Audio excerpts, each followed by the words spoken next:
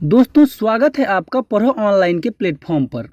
जो बिहार बोर्ड के विद्यार्थी फरवरी 2026 में मैट्रिक का परीक्षा देने वाले हैं, उनके लिए हम बहुत ही महत्वपूर्ण जानकारी लेकर आए हैं।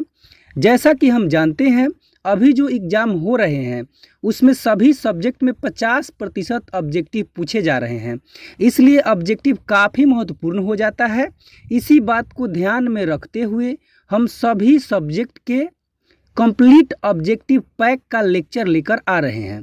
दोस्तों हम इस बात का दावा करते हैं कि अगर आप हमारे सभी लेक्चर को देख लेते हैं तो एग्ज़ाम में आपका एक भी ऑब्जेक्टिव नहीं छूटेगा और नहीं गलत होगा, क्योंकि हम सभी क्वेश्चन को क्लास में ही अच्छी तरीके से विश्लेषण करके और बिल्कुल आसान भाषा में आपको समझा देंगे, जिससे आपको पूरा ऑब्जेक्टिव क्लास में ही याद हो जाएगा। इस लेक्चर को बनाने के लिए हम सभी सब्जेक्ट के सभी टॉपिक को अच्छे तरीके से विश्लेषण किए हैं कि कौन सा टॉपिक कितना ज़रूरी है और किस किस टॉपिक से कितना क्वेश्चन पूछा जा सकता है, तब जाकर यह लेक्चर बनाए गए हैं। तो अगर आप एग्ज़ाम में सारा ऑब्जेक्टिव बिल्कुल सही सही बनाना चाहते हैं तो हमारे सभी लेक्चर को ज़रूर देखें।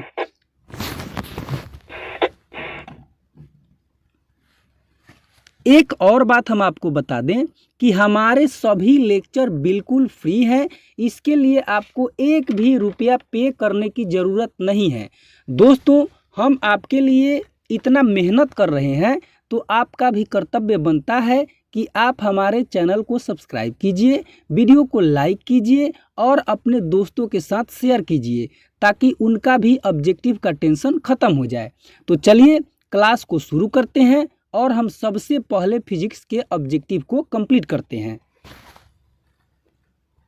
हमारा पहला सवाल है, प्रकाश की किरण गमन करती है तो प्रकाश की किरण हमेशा सीधी रेखा में गमन करती है, तो इसका सही जवाब हो जाएगा ऑप्शन नंबर ए। अगले सवाल को देखते हैं, प्रकाश का वेग न्यूनतम होता है यानी कि सबसे कम किस में होता है? तो जो ऑप्शन दिए गए हैं इसके अनुसार प्रकाश का वेग सबसे कम होता है कांच में, इससे ज़्यादा होता है जल में, और निर्वात में और वायु में लगभग समान होता है। लेकिन अगर निर्वात और वायु में तुलना करें तो निर्वात में उसकी चाल सबसे ज़्यादा होती है। दोस्तों प्रकाश के बारे में हम बता दें कि माध्यम जितना सघन होगा प्रकाश की चाल उतनी ही कम होगी, और माध्यम जितना विरल होगा प्रकाश की चाल उतनी अधिक होगी। तो प्रकाश की चाल सबसे अधिक निर्वात में होती है, 3 × 10⁸ मीटर प्रति सेकेंड। अगले क्वेश्चन को देखते हैं, मोटर गाड़ी के चालक के सामने लगा रहता है। तो दोस्तों चालक के सामने लगा रहता है अवतल दर्पण। अगला सवाल है, मोटर कार के हेडलाइट में किसका प्रयोग होता है? तो हेडलाइट में हमेशा अवतल दर्पण का ही प्रयोग किया जाता है। इसके बाद बोल रहा है, समतल दर्पण द्वारा बना प्रतिबिंब होता है। तो दोस्तों जो समतल दर्पण में प्रतिबिंब बनता है वह काल्पनिक होता है और सीधा होता है, तो इसका सही जवाब हो जाएगा ऑप्शन नंबर बी। दोस्तों समतल दर्पण की प्रतिबिंब की और विशेषताओं की बात करें तो समतल दर्पण वही होता है जिसमें हम अपना चेहरा देखते हैं। तो आप एक चीज़ उसमें देखते होंगे कि जो प्रतिबिंब बनता है उसमें हमारा दायां भाग बाएं तरफ दिखाता है और बायां भाग दाएं तरफ दिखाता है। उसके बाद जिस आकार का वस्तु होता है उसी आकार का प्रतिबिंब भी बनता है, और उसके बाद प्रतिबिंब काल्पनिक होता है। चलिए अगले सवाल को देखते हैं, लेंस की क्षमता का एसआई मात्रक होता है। तो लेंस की क्षमता का एसआई मात्रक होता है डायोप्टर, यानी कि ऑप्शन नंबर ए। अगला सवाल है, प्रकाश की किरणों का पथ दर्शाने वाले चित्रों को कहा जाता है। तो दोस्तों उसको कहा जाता है किरण आरेख, जिसमें प्रकाश की किरणों के द्वारा हम उसके पथ को दर्शाते हैं।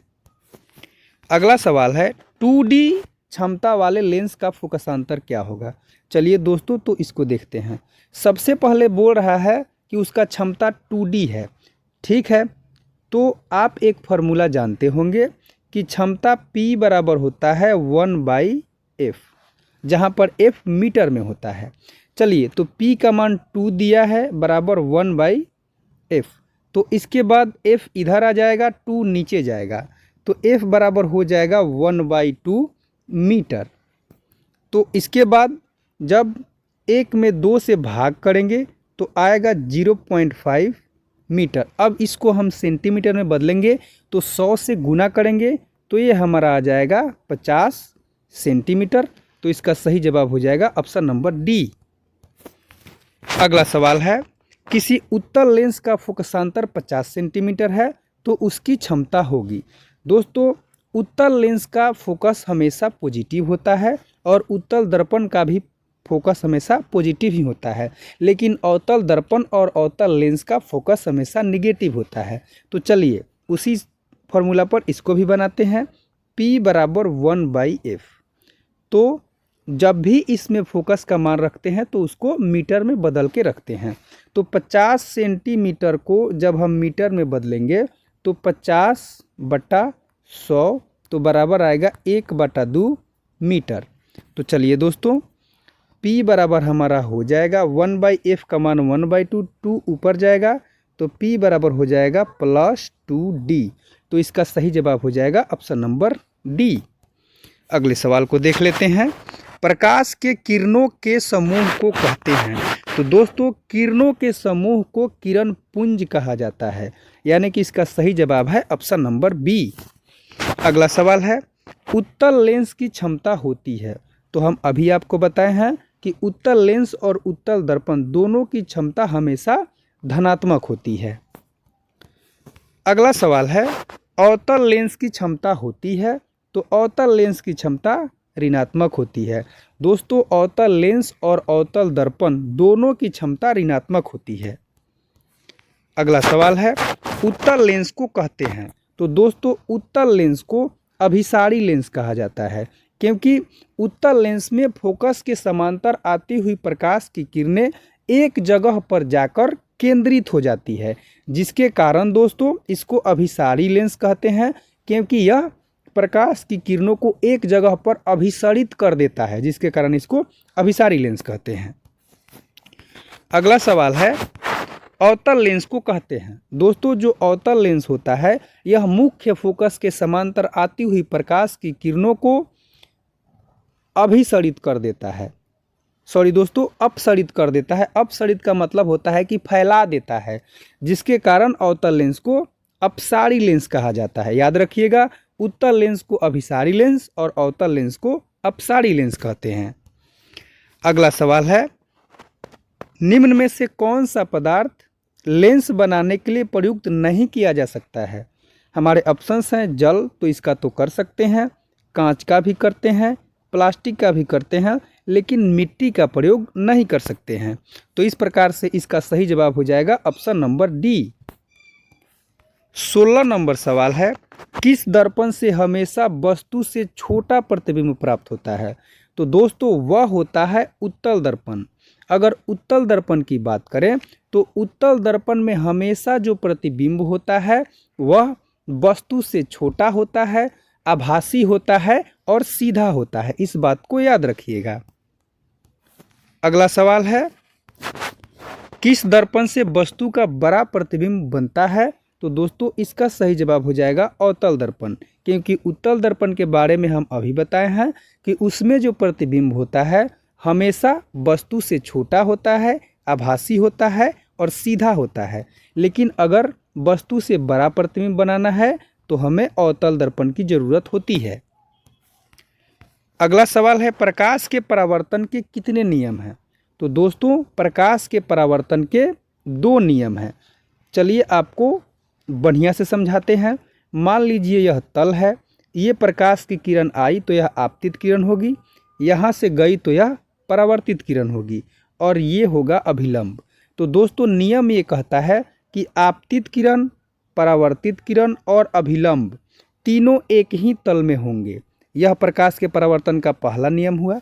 दूसरा नियम यह है कि आपतन कोण और अपवर्तन को, आपतन कोण और परावर्तन कोण दोनों बराबर होंगे। दोस्तों, तो इस प्रकार से प्रकाश के परावर्तन के 2 नियम हुए, जिसमें अब हम आपको बताते हैं कि आपतन कोण क्या है और परावर्तन कोण क्या है।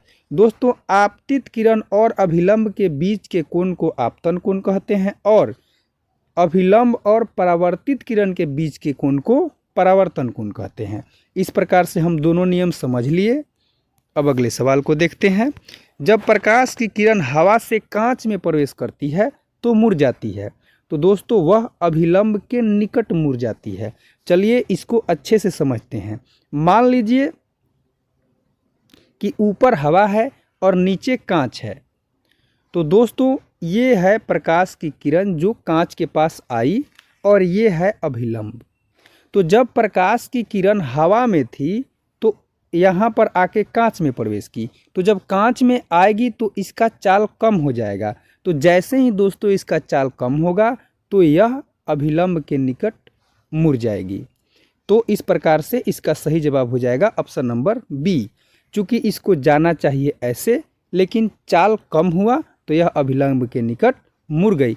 वही दोस्तों अगर ऊपर कांच रहता और नीचे हवा रहता और प्रकाश की किरण की चाल बढ़ती तो यह अभिलंब से दूर मुड़ जाती, यानी कि ये ऐसे हो जाती। चलिए अगले सवाल को देखते हैं। फोटोग्राफी कैमरा का अभिदृश्यक होता है।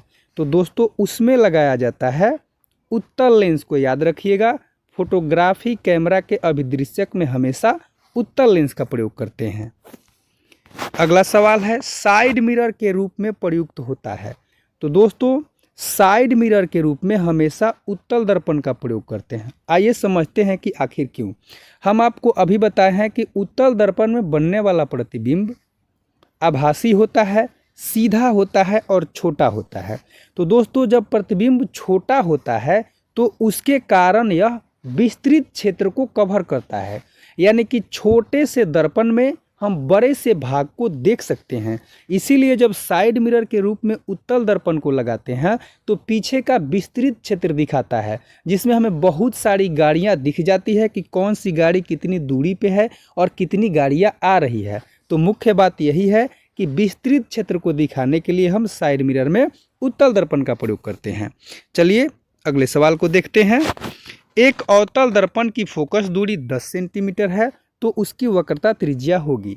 दोस्तों जो फोकस दूरी होती है वह वक्रता त्रिज्या के आधी होती है।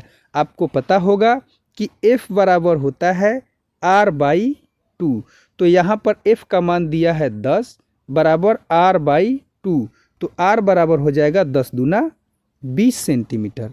तो इसका सही जवाब हो जाएगा ऑप्शन नंबर बी। चलिए अगले सवाल को देखते हैं।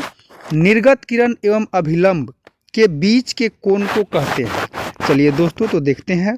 निर्गत किरण एवं अभिलंब के बीच को कोण को निर्गत कोण कहते हैं। ठीक है। अगला सवाल है हमारा सरल सूक्ष्मदर्शी में किसका उपयोग होता है। तो दोस्तों सरल सूक्ष्मदर्शी में हम उत्तल लेंस का प्रयोग करते हैं। आइए समझते हैं कि क्यों करते हैं। देखिए दोस्तों जो अवतल दर्पण होता है उसकी प्रकृति उत्तल लेंस की तरह होती है और जो उत्तल दर्पण होता है उसकी प्रकृति अवतल लेंस की तरह होती है। अब उत्तल लेंस का प्रयोग सरल सूक्ष्मदर्शी में इसलिए करते हैं क्योंकि जब उत्तल लेंस में वस्तु को उसके फोकस एवं लेंस के बीच में रखते हैं तो वह उसका आवर्धित यानी कि बड़ा प्रतिबिंब बनाता है। इसी के कारण सरल सूक्ष्मदर्शी में उत्तल लेंस का प्रयोग करते हैं कि हम जो वस्तु है उसको बड़े आकार में देख सकें। चलिए दोस्तों अगले सवाल को देखते हैं। किस लेंस के द्वारा सिर्फ काल्पनिक प्रतिबिंब बनता है। तो दोस्तों इसका सही जवाब हो जाएगा अवतल लेंस। अभी हम आपको बताए हैं कि अवतल लेंस की प्रकृति उत्तल दर्पण की तरह और उत्तल लेंस की प्रकृति अवतल दर्पण की तरह होता है। तो इस प्रकार से अगर सवाल रहता है कि किस दर्पण के द्वारा केवल काल्पनिक प्रतिबिंब बनता है तो हम बोलते उत्तल दर्पण। अभी यहाँ पर सवाल है कि किस लेंस के द्वारा सिर्फ काल्पनिक प्रतिबिंब बनता है तो इसका सही जवाब हो जाएगा अवतल दर्पण। चलिए अब अगले सवाल को देखते हैं। परावर्तन के नियम से निर्धारित होता है। तो दोस्तों अभी हम बताए हैं कि परावर्तन के नियम में जो आपतन कोण होता है वह परावर्तन कोण के बराबर होता है। अगले सवाल को देखते हैं। काल्पनिक प्रतिबिंब होता है। तो दोस्तों काल्पनिक प्रतिबिंब हमेशा सीधा होता है और वस्तु से छोटा होता है। तो इसका सही जवाब हो जाएगा ऑप्शन नंबर ए यानी कि काल्पनिक प्रतिबिंब सीधा होता है। चलिए अगले सवाल को देखते हैं। लेंस में मुख्य फोकस की संख्या कितनी होती है? दोस्तों लेंस में मुख्य फोकस 2 होते हैं, दर्पण में 1 होते हैं। चलिए देखते हैं कि लेंस में मुख्य फोकस 2 कैसे होता है। देखिए दोस्तों, जब लेंस बनाया जाता है, अब इस दोनों को जब हम गोल बनाएंगे वृत्त में, इसको भी बनाएंगे, तो एक इसका केंद्र होगा, एक इसका केंद्र होगा। तो उसी प्रकार से एक इसका फोकस होगा और एक इसका फोकस होगा। तो इस प्रकार से दोस्तों लेंस में हमेशा 2 फोकस होता है, जिसको F1 और F2 से सूचित किया जाता है। चलिए अब अगले सवाल को देखते हैं। सर्च लाइट का परावर्तक सतह होता है। तो दोस्तों सर्च लाइट का परावर्तक सतह अवतल होता है। आप लोग देखे भी होंगे, नहीं देखे होंगे तो इसको याद कर लीजिए। अगला सवाल है, दाढ़ी बनाने में कौन सा दर्पण प्रयुक्त होता है?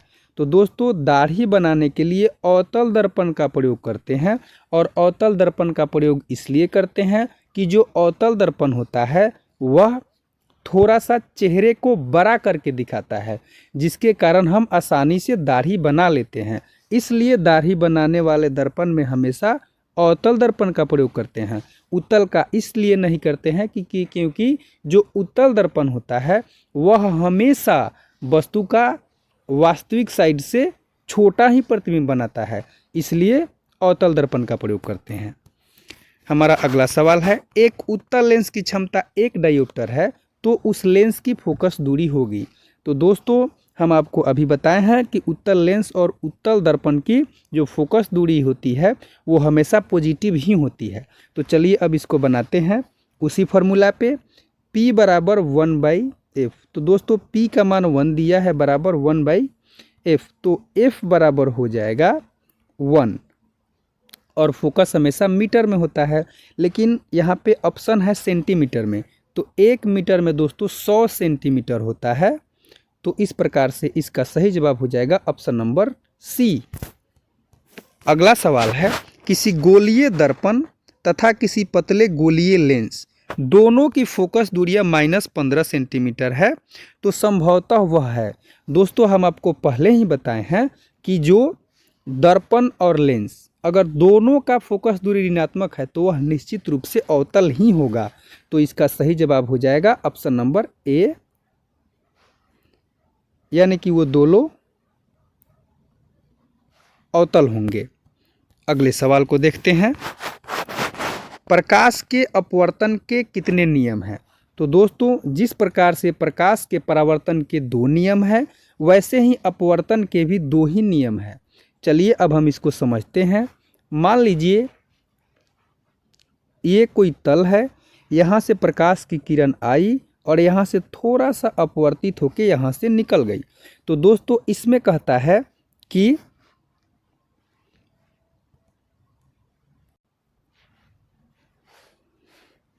आपतित किरण, अपवर्तित किरण और अभिलंब तीनों एक ही तल में होंगे। पहला नियम ये है, और दूसरा ये है कि आपतन कोण की ज्या और अपवर्तन कोण की ज्या का अनुपात एक नियतांक होता है, यानी कि साइन आई बटा साइन आर बराबर n। दोस्तों इसको स्नेल का नियम भी कहते हैं। तो इस प्रकार से अपवर्तन के 2 नियम होते हैं। चलिए दोस्तों अगले सवाल को देखते हैं। किसी माध्यम के अपवर्तनांक का मान, तो दोस्तों वही होता है n बराबर साइन आई बटा साइन आर। चलिए अगले सवाल को देखते हैं। तो इसका सही जवाब हो जाएगा ऑप्शन नंबर ए। एक उत्तल लेंस होता है। दोस्तों जो उत्तल लेंस होता है वह इस प्रकार का होता है। चलिए ऑप्शन पढ़ते हैं। सभी जगह समान मोटाई का नहीं, बीच की अपेक्षा किनारों पर मोटा नहीं, किनारों की अपेक्षा बीच में मोटा बिल्कुल। इसको देखकर आप बोल सकते हैं। तो इसका सही जवाब हो जाएगा ऑप्शन नंबर सी। अगला सवाल है, अवतल लेंस का आवर्धन क्या होता है? तो दोस्तों अवतल लेंस का जो आवर्धन होता है वो होता है V/U, यानी कि ऑप्शन नंबर डी। दोस्तों इसको हम प्रतिबिंब की ऊंचाई बटा बिंब की ऊंचाई भी बोलते हैं। अगला सवाल है, गोलीय दर्पण में फोकस दूरी एवं वक्रता त्रिज्या के बीच संबंध। दोस्तों, जो फोकस दूरी होता है वह वक्रता त्रिज्या के आधी होती है।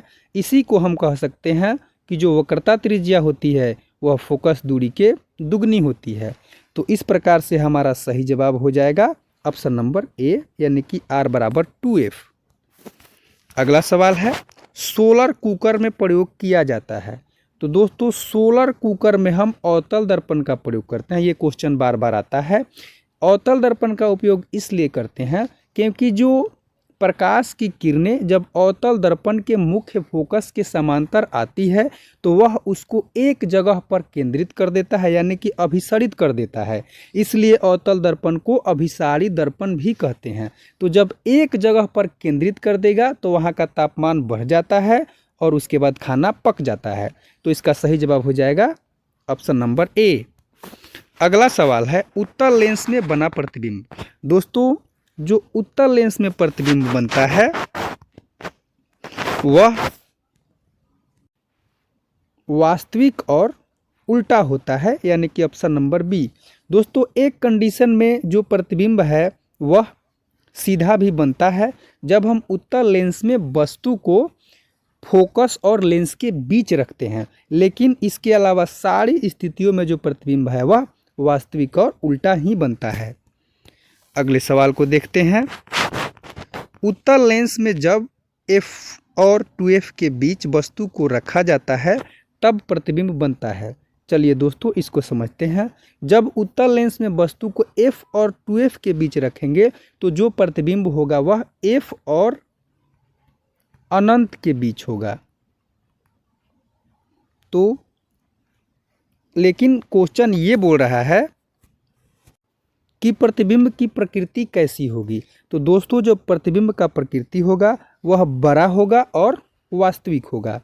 बड़ा, वास्तविक और उल्टा होगा। चलिए अगले सवाल को देखते हैं। दो वक्रीय पृष्ठों से घिरे ठोस माध्यम को क्या कहते हैं?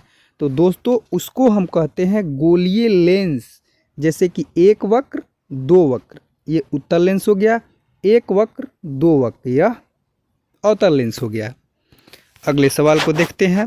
वह गोलीय दर्पण जो बाहर की तरफ वक्रित होता है कहलाता है। दोस्तों, जो बाहर की तरफ वक्रित होता है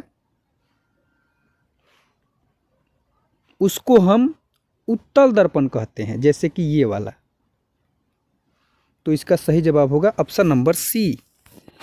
अगला सवाल है, गोलीय दर्पण के परावर्तक पृष्ठ के केंद्र को दर्पण का क्या कहते हैं? दोस्तों, उसको ध्रुव कहा जाता है। जैसे मान लीजिए यह दर्पण है और यह इसका केंद्र है, तो इसको ध्रुव कहेंगे। ध्रुव को इंग्लिश में पोल कहते हैं, तो इसको हम P से सूचित करते हैं। अगला सवाल है, किसी लेंस द्वारा उत्पन्न आवर्धन का एसआई मात्रक। दोस्तों, आवर्धन का कोई मात्रक नहीं होता है, तो इसका सही जवाब हो जाएगा ऑप्शन नंबर डी कि वह मात्रक विहीन होता है। जैसे देखिए, आवर्धन का फॉर्मूला होता है बिंब की ऊंचाई बटा प्रतिबिंब की ऊंचाई बटा बिंब की ऊंचाई। दोस्तों, दोनों में ऊंचाई है तो दोनों में ऊंचाई का मात्रक आएगा तो दोनों कट जाएगा, तो इसलिए आवर्धन का कोई मात्रक नहीं होता है। अगला सवाल है, लेंस के केंद्रीय बिंदु को कहते हैं। दोस्तों, लेंस के केंद्रीय बिंदु को प्रकाशिक केंद्र कहते हैं। देखिए, जैसे ये कोई लेंस है, यह इसका केंद्रीय बिंदु है, तो इसको हम प्रकाशिक केंद्र कहेंगे। इसलिए इसका सही जवाब हो जाएगा ऑप्शन नंबर बी। अगला सवाल है, किसी शब्दकोश में पाए गए छोटे अक्षरों को पढ़ते समय आप निम्न में से कौन सा लेंस पसंद करेंगे? चलिए दोस्तों, तो इसको समझते हैं। देखिए, सबसे पहले अगर उसको पढ़ना है तो थोड़ा सा उसको बड़ा करना पड़ेगा। तो अगर बड़ा करना है तो हमको उत्तल लेंस चाहिए, इतना तो निश्चित है। अब हमको तय ये करना है कि 5 सेंटीमीटर फोकस दूरी होना चाहिए या 50 सेंटीमीटर। देखिए दोस्तों, तो जब उत्तल लेंस में किसी चीज़ को बड़ा करना है तो उसको फोकस और लेंस के बीच में रखना पड़ेगा। तो अगर 5 सेंटीमीटर फोकस रखेंगे तब तो उसको आँख के बिल्कुल करीब रखना पड़ेगा, यानी कि आँख में सटा के। और हमें पता है कि जब किसी चीज़ को स्पष्ट रूप से देखना है तो वो कम से कम आँख से 25 सेंटीमीटर दूर होना चाहिए। तो जाहिर सी बात है कि हम प्रयोग करेंगे 50 सेंटीमीटर फोकस दूरी वाला उत्तल लेंस। तो इस प्रकार से इसका सही जवाब हो जाएगा ऑप्शन नंबर बी। हमारा अगला सवाल है, इनमें से कौन दर्पण सूत्र है? तो दोस्तों दर्पण सूत्र होता है 1/v + 1/u बराबर 1/f। अगले सवाल को देखते हैं, गोलीय दर्पण का वक्रता केंद्र को किस अक्षर से निरूपित करते हैं? तो उसको हम C से निरूपित करते हैं, इसीलिए हम लिखते हैं कि जो मान लीजिए ये गोलीय दर्पण है,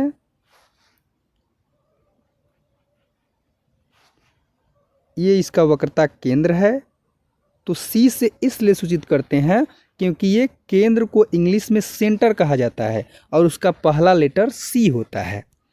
चलिए अब अगले सवाल को देखते हैं, निर्वात में प्रकाश की चाल है। तो दोस्तों निर्वात में प्रकाश की चाल होती है 3 × 10⁸ मीटर प्रति सेकेंड, यानी कि ऑप्शन नंबर ए। अगला सवाल है, दंत विशेषज्ञ मरीजों के दांतों का बड़ा प्रतिबिंब देखने के लिए किस दर्पण का उपयोग करते हैं? तो दोस्तों वह करते हैं अवतल दर्पण का। आपको हम पहले भी बताए हैं कि अगर किसी चीज़ को बड़ा करना है तो या तो अवतल दर्पण का प्रयोग करेंगे, नहीं तो उत्तल लेंस का प्रयोग करेंगे। अगला सवाल है, प्रकाश के अपवर्तन के कितने नियम हैं? तो प्रकाश के अपवर्तन के 2 नियम होते हैं और ये दोनों नियम हम आपको समझा चुके हैं। अगला सवाल है, किस माध्यम में प्रकाश की चाल सबसे अधिक होती है? तो दोस्तों सबसे अधिक जो प्रकाश की चाल होती है वह होती है निर्वात में 3 × 10⁸ मीटर प्रति सेकेंड। लगभग इतना ही हवा में होता है, उससे थोड़ा कम जल में होता है और सबसे कम होता है कांच में। अगले सवाल को देखते हैं, लेंस की क्षमता का एसआई मात्रक। तो दोस्तों वह होता है डायोप्टर। अगला सवाल है, उत्तल लेंस होता है। दोस्तों उत्तल लेंस को अभिसारी लेंस कहते हैं क्योंकि उत्तल लेंस प्रकाश की किरणों को एक जगह पर अभिसरित कर देता है, यानी कि इकट्ठा कर देता है, जिसके कारण इसको अभिसारी लेंस कहते हैं। अगला सवाल है, अवतल लेंस होता है। दोस्तों अवतल लेंस को अपसारी लेंस कहते हैं क्योंकि यह प्रकाश की किरणों को बिखेर देता है, यानी कि अपसरित कर देता है। तो इसका सही जवाब हो जाएगा ऑप्शन नंबर बी। अगला सवाल है, किसी माध्यम का अपवर्तनांक होता है। तो हम आपको एक बार पहले भी इस सवाल को समझाए हैं कि जो माध्यम का अपवर्तनांक होता है वह होता है sin I बटा sin R। चलिए अगले सवाल को देखते हैं, तो इसमें इसका सही जवाब हो जाएगा ऑप्शन नंबर ए। अगला सवाल है, लेंस की क्षमता P और F में क्या संबंध है?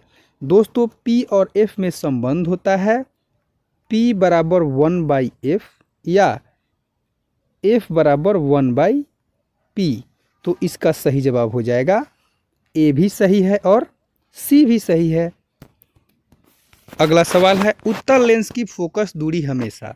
दोस्तों हम आपको बताए हैं कि उत्तल लेंस और उत्तल दर्पण की फोकस दूरी हमेशा धनात्मक होती है और अवतल लेंस और अवतल दर्पण की फोकस दूरी हमेशा ऋणात्मक होती है।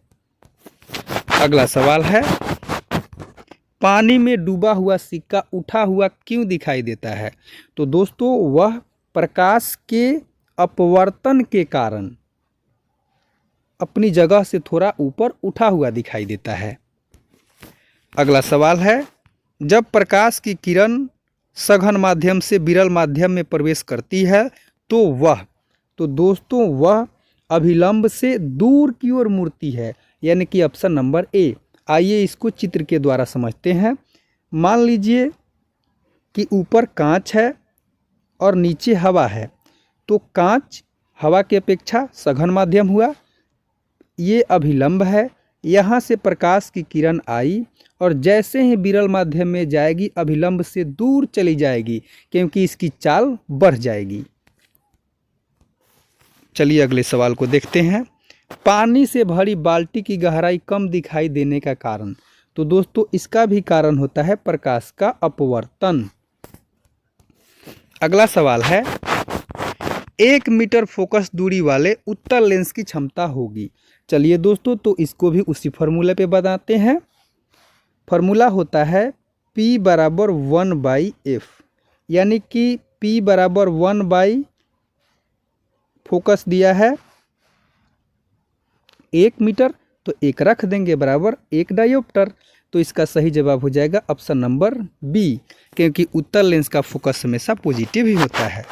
इसके बाद है, किसी लेंस द्वारा उत्पन्न आवर्धन का एसआई मात्रक। दोस्तों हम पहले भी बताए हैं कि आवर्धन का कोई भी मात्रक नहीं होता है, तो इसका सही जवाब हो जाएगा ऑप्शन नंबर सी, यानी कि वह मात्रक विहीन होता है।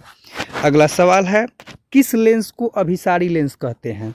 तो दोस्तों उत्तल लेंस को अभिसारी लेंस कहते हैं, क्योंकि यह प्रकाश की किरणों को एक जगह अभिसरित कर देता है। अगला सवाल है, यदि अपवर्तनांक का मान 1.33 है तो माध्यम है। दोस्तों 1.33 पानी का अपवर्तनांक होता है, कांच का 1.5 होता है और हीरा का 2.42 होता है। दोस्तों अपवर्तनांक 1.33 का मतलब ये है कि जो प्रकाश की चाल है वह पानी की अपेक्षा निर्वात में 1.33 गुना अधिक है। चलिए अगले सवाल को देखते हैं। लेंस का प्रकाशिक केंद्र हमेशा होता है। तो दोस्तों जो लेंस का प्रकाशिक केंद्र होता है वह हमेशा लेंस के भीतर होता है, चाहे वह कोई भी लेंस हो, प्रकाशिक केंद्र हमेशा लेंस के भीतर ही होगा। तो इसका सही जवाब हो जाएगा ऑप्शन नंबर ए। अगला सवाल है, एक उत्तल लेंस में कैसा प्रतिबिंब बन सकता है। तो दोस्तों उत्तल लेंस में वास्तविक और काल्पनिक दोनों प्रकार के प्रतिबिंब बन सकते हैं, लेकिन अगर अवतल लेंस होता तो उसमें ऐसी बात नहीं रहती, उसमें केवल काल्पनिक प्रतिबिंब ही बनता। चलिए अगले सवाल को देखते हैं। लेंस में कितने मुख्य फोकस होते हैं। दोस्तों हम पहले भी बताए हैं कि लेंस में हमेशा 2 मुख्य फोकस होते हैं, चाहे वह कोई भी लेंस हो। तो इसका सही जवाब हो जाएगा ऑप्शन नंबर बी। अगले सवाल को देखते हैं। आवर्धन m बराबर होता है। तो दोस्तों लेंस के लिए जो आवर्धन होता है वह पॉजिटिव होता है, यानी कि v/u। यही दर्पण के लिए होता तो वह हो जाता -v/u। अगले सवाल को देखते हैं। अवतल लेंस द्वारा बना प्रतिबिंब हमेशा होता है। दोस्तों अवतल लेंस में जैसा प्रतिबिंब बनता है वैसा ही उत्तल दर्पण में बनता है। तो अवतल लेंस में जो प्रतिबिंब बनता है वह हमेशा काल्पनिक, सीधा और छोटा होता है। चलिए अगले सवाल को देखते हैं। पानी का अपवर्तनांक कितना होता है। तो पानी का अपवर्तनांक होता है 1.33। इसका अर्थ यह हुआ कि जो प्रकाश की चाल है वह निर्वात में पानी की अपेक्षा 1.33 गुना ज़्यादा है। अगला सवाल है, हीरा का अपवर्तनांक कितना होता है। तो दोस्तों सबसे ज़्यादा अपवर्तनांक हीरा का ही होता है और वह होता है 2.42। इसका अर्थ यह हुआ कि जो प्रकाश की चाल है वह निर्वात की अपेक्षा हीरा में 2.42 गुना कम है, या हीरा की अपेक्षा निर्वात में 2.42 गुना अधिक है। अगला सवाल है, विरल माध्यम से सघन माध्यम में प्रवेश करने पर आपतन कोण तथा अपवर्तन कोण में क्या संबंध होता है। तो दोस्तों जब विरल माध्यम से सघन माध्यम में प्रकाश की किरण प्रवेश करती है, आइए इसको हम चित्र बनाकर समझाते हैं। जब भी प्रकाश की किरण, मान लीजिए ऊपर हवा है, नीचे कांच है, जब भी प्रकाश की किरण विरल माध्यम से सघन माध्यम में जाएगी तो वह अभिलंब की तरफ मुड़ जाएगी, जिसके कारण दोस्तों जो आपतन कोण की जया होगी, यानी कि जो साइन आई होगा वह अपवर्तन कोण की जया यानी कि साइन आर से बड़ा होगा। तो साइन आई इसमें साइन आर से बड़ा हो जाएगा, यानी कि इसका सही जवाब हो जाएगा ऑप्शन नंबर सी। अगला सवाल है, किस लेंस की फोकस दूरी ऋणात्मक होती है? तो हम आपको बता दें कि अवतल लेंस और अवतल दर्पण दोनों की फोकस दूरी ऋणात्मक होती है। अगला सवाल है 2D क्षमता वाले लेंस की फोकस दूरी होगी। दोस्तों 2D का मतलब 2 डायोप्टर दिया हुआ है। चलिए इसको निकालते हैं। दोस्तों क्षमता पॉजिटिव है यानी कि निश्चित रूप से वह उत्तल लेंस ही होगा। तो 2D बराबर हो जाएगा 1/f। तो दोस्तों अब 2 नीचे आएगा तो f बराबर हो जाएगा 1/2 बराबर 0.5। अब आंसर सेंटीमीटर में दिया हुआ है तो इसको 100 से गुना करके सेंटीमीटर में बदलेंगे तो हो जाएगा 50 सेंटीमीटर। तो इसका सही जवाब हो जाएगा ऑप्शन नंबर सी। चलिए दोस्तों अगले सवाल को देखते हैं। हवा में प्रकाश की चाल कितनी होती है? दोस्तों हवा में और निर्वात में लगभग समान होती है, 3 × 10⁸ मीटर प्रति सेकेंड। अगला सवाल है प्रकाश का अपवर्तन किसके कारण होता है? दोस्तों प्रकाश का अपवर्तन माध्यम के बदलने के कारण होता है, क्योंकि जब प्रकाश एक माध्यम से दूसरे माध्यम में जाता है तो इसकी चाल बदल जाती है, जिसके कारण इसका पथ भी बदल जाता है। इसी को प्रकाश का अपवर्तन कहते हैं। तो इसका सही जवाब हो जाएगा ऑप्शन नंबर ए, यानी कि माध्यमों में प्रकाश की चाल में अंतर होने के कारण प्रकाश का अपवर्तन होता है। अगला सवाल है उत्तल लेंस द्वारा काल्पनिक प्रतिबिंब तब बनता है जब वस्तु रहती है। दोस्तों हम पहले ही बताए हैं कि उत्तल लेंस में काल्पनिक प्रतिबिंब तभी बनेगा जब जो वस्तु होगी वह एफ और प्रकाशिक केंद्र यानी कि लेंस के बीच होगी। तो इसका सही जवाब हो जाएगा फोकस तथा लेंस के बीच होगा वस्तु, तब उसका काल्पनिक प्रतिबिंब बनेगा जो वस्तु से बड़ा होगा। अगला सवाल है एक लेंस की क्षमता -4D है तो यह है। दोस्तों -4 डायोप्टर इसका मतलब हो गया कि वह लेंस पक्का अवतल लेंस ही होगा। तो देखते हैं अब इसकी फोकस दूरी क्या होगी। चलिए दोस्तों तो हो जाएगा 4 बराबर 1/f यानी कि f बराबर 1/4 मीटर। अब इसको हम बदलेंगे सेंटीमीटर में तो 1/4 गुना 100 काटेंगे 25 बार में कटेगा यानी कि 25 सेंटीमीटर हमारा आंसर होगा। तो इसका सही जवाब हो जाएगा दोस्तों यहाँ पे मीटर में ही दिया हुआ है तो हमारा इसका सही जवाब हो जाएगा 0.25 मीटर। तो ऑप्शन नंबर बी यानी कि 0.25 फोकस दूरी का अवतल लेंस। अगला सवाल है लेंस सूत्र है। दोस्तों लेंस सूत्र होता है 1/v - 1/u बराबर 1/f यानी कि ऑप्शन नंबर बी इसका बिल्कुल सही जवाब है। अगला सवाल है प्रिज्म से होकर गुजरने वाले प्रकाश के लिए आपतन कोण और निर्गत कोण में क्या संबंध होता है? तो दोस्तों जब विचलन बहुत कम होता है तो उस समय आपतन कोण और निर्गत कोण बराबर होते हैं, यानी कि ऑप्शन नंबर सी इसका बिल्कुल सही जवाब है। अगला सवाल है कांच के स्लैब से पदार्थ के गुजरने कांच के स्लैब से प्रकाश के गुजरने पर पार्श्विक विस्थापन निर्भर करता है। तो दोस्तों आइए पहले समझते हैं कि पार्श्विक विस्थापन क्या है। मान लीजिए यह कांच का स्लैब है, प्रकाश की किरण यहाँ से प्रवेश की, थोड़ा सा अभिलंब की तरफ मुड़ी, फिर यहाँ से निकल गई। तो दोस्तों जो इसको अगर आगे बढ़ाए और इसको अगर आगे बढ़ाए तो इसके बीच का जो लंबवत दूरी है वह हमेशा बराबर रहेगा और उसी लंबवत दूरी को हम पार्श्विक विस्थापन कहते हैं। तो वह किस पे निर्भर करता है? तो स्लैब की मोटाई पर, बिल्कुल, आपतन कोण पर बिल्कुल, अपवर्तनांक पर बिल्कुल। तो इसका सही जवाब हो जाएगा ऑप्शन नंबर डी कि वह तीनों पर निर्भर करता है। अगला सवाल है स्नेल का नियम किसका नियम है? दोस्तों स्नेल का नियम प्रकाश के अपवर्तन का ही नियम है जो होता है sin I बटा sin R बराबर एक नियतांक। अगला सवाल है लेंस बनाने के लिए किसका उपयोग नहीं किया जा सकता है? तो दोस्तों इसमें पानी का प्रयोग कर सकते हैं, प्लास्टिक का कर सकते हैं, कांच का कर सकते हैं, मिट्टी का नहीं करेंगे। तो इसका सही जवाब हो जाएगा ऑप्शन नंबर सी। यह सवाल भी अक्सर परीक्षा में पूछा जाता है। फिर बोल रहा है यदि किसी लेंस की क्षमता 10D हो तो उसकी फोकस दूरी होगी। दोस्तों क्षमता पॉजिटिव है तो निश्चित रूप से जो लेंस होगा वह उत्तल लेंस होगा।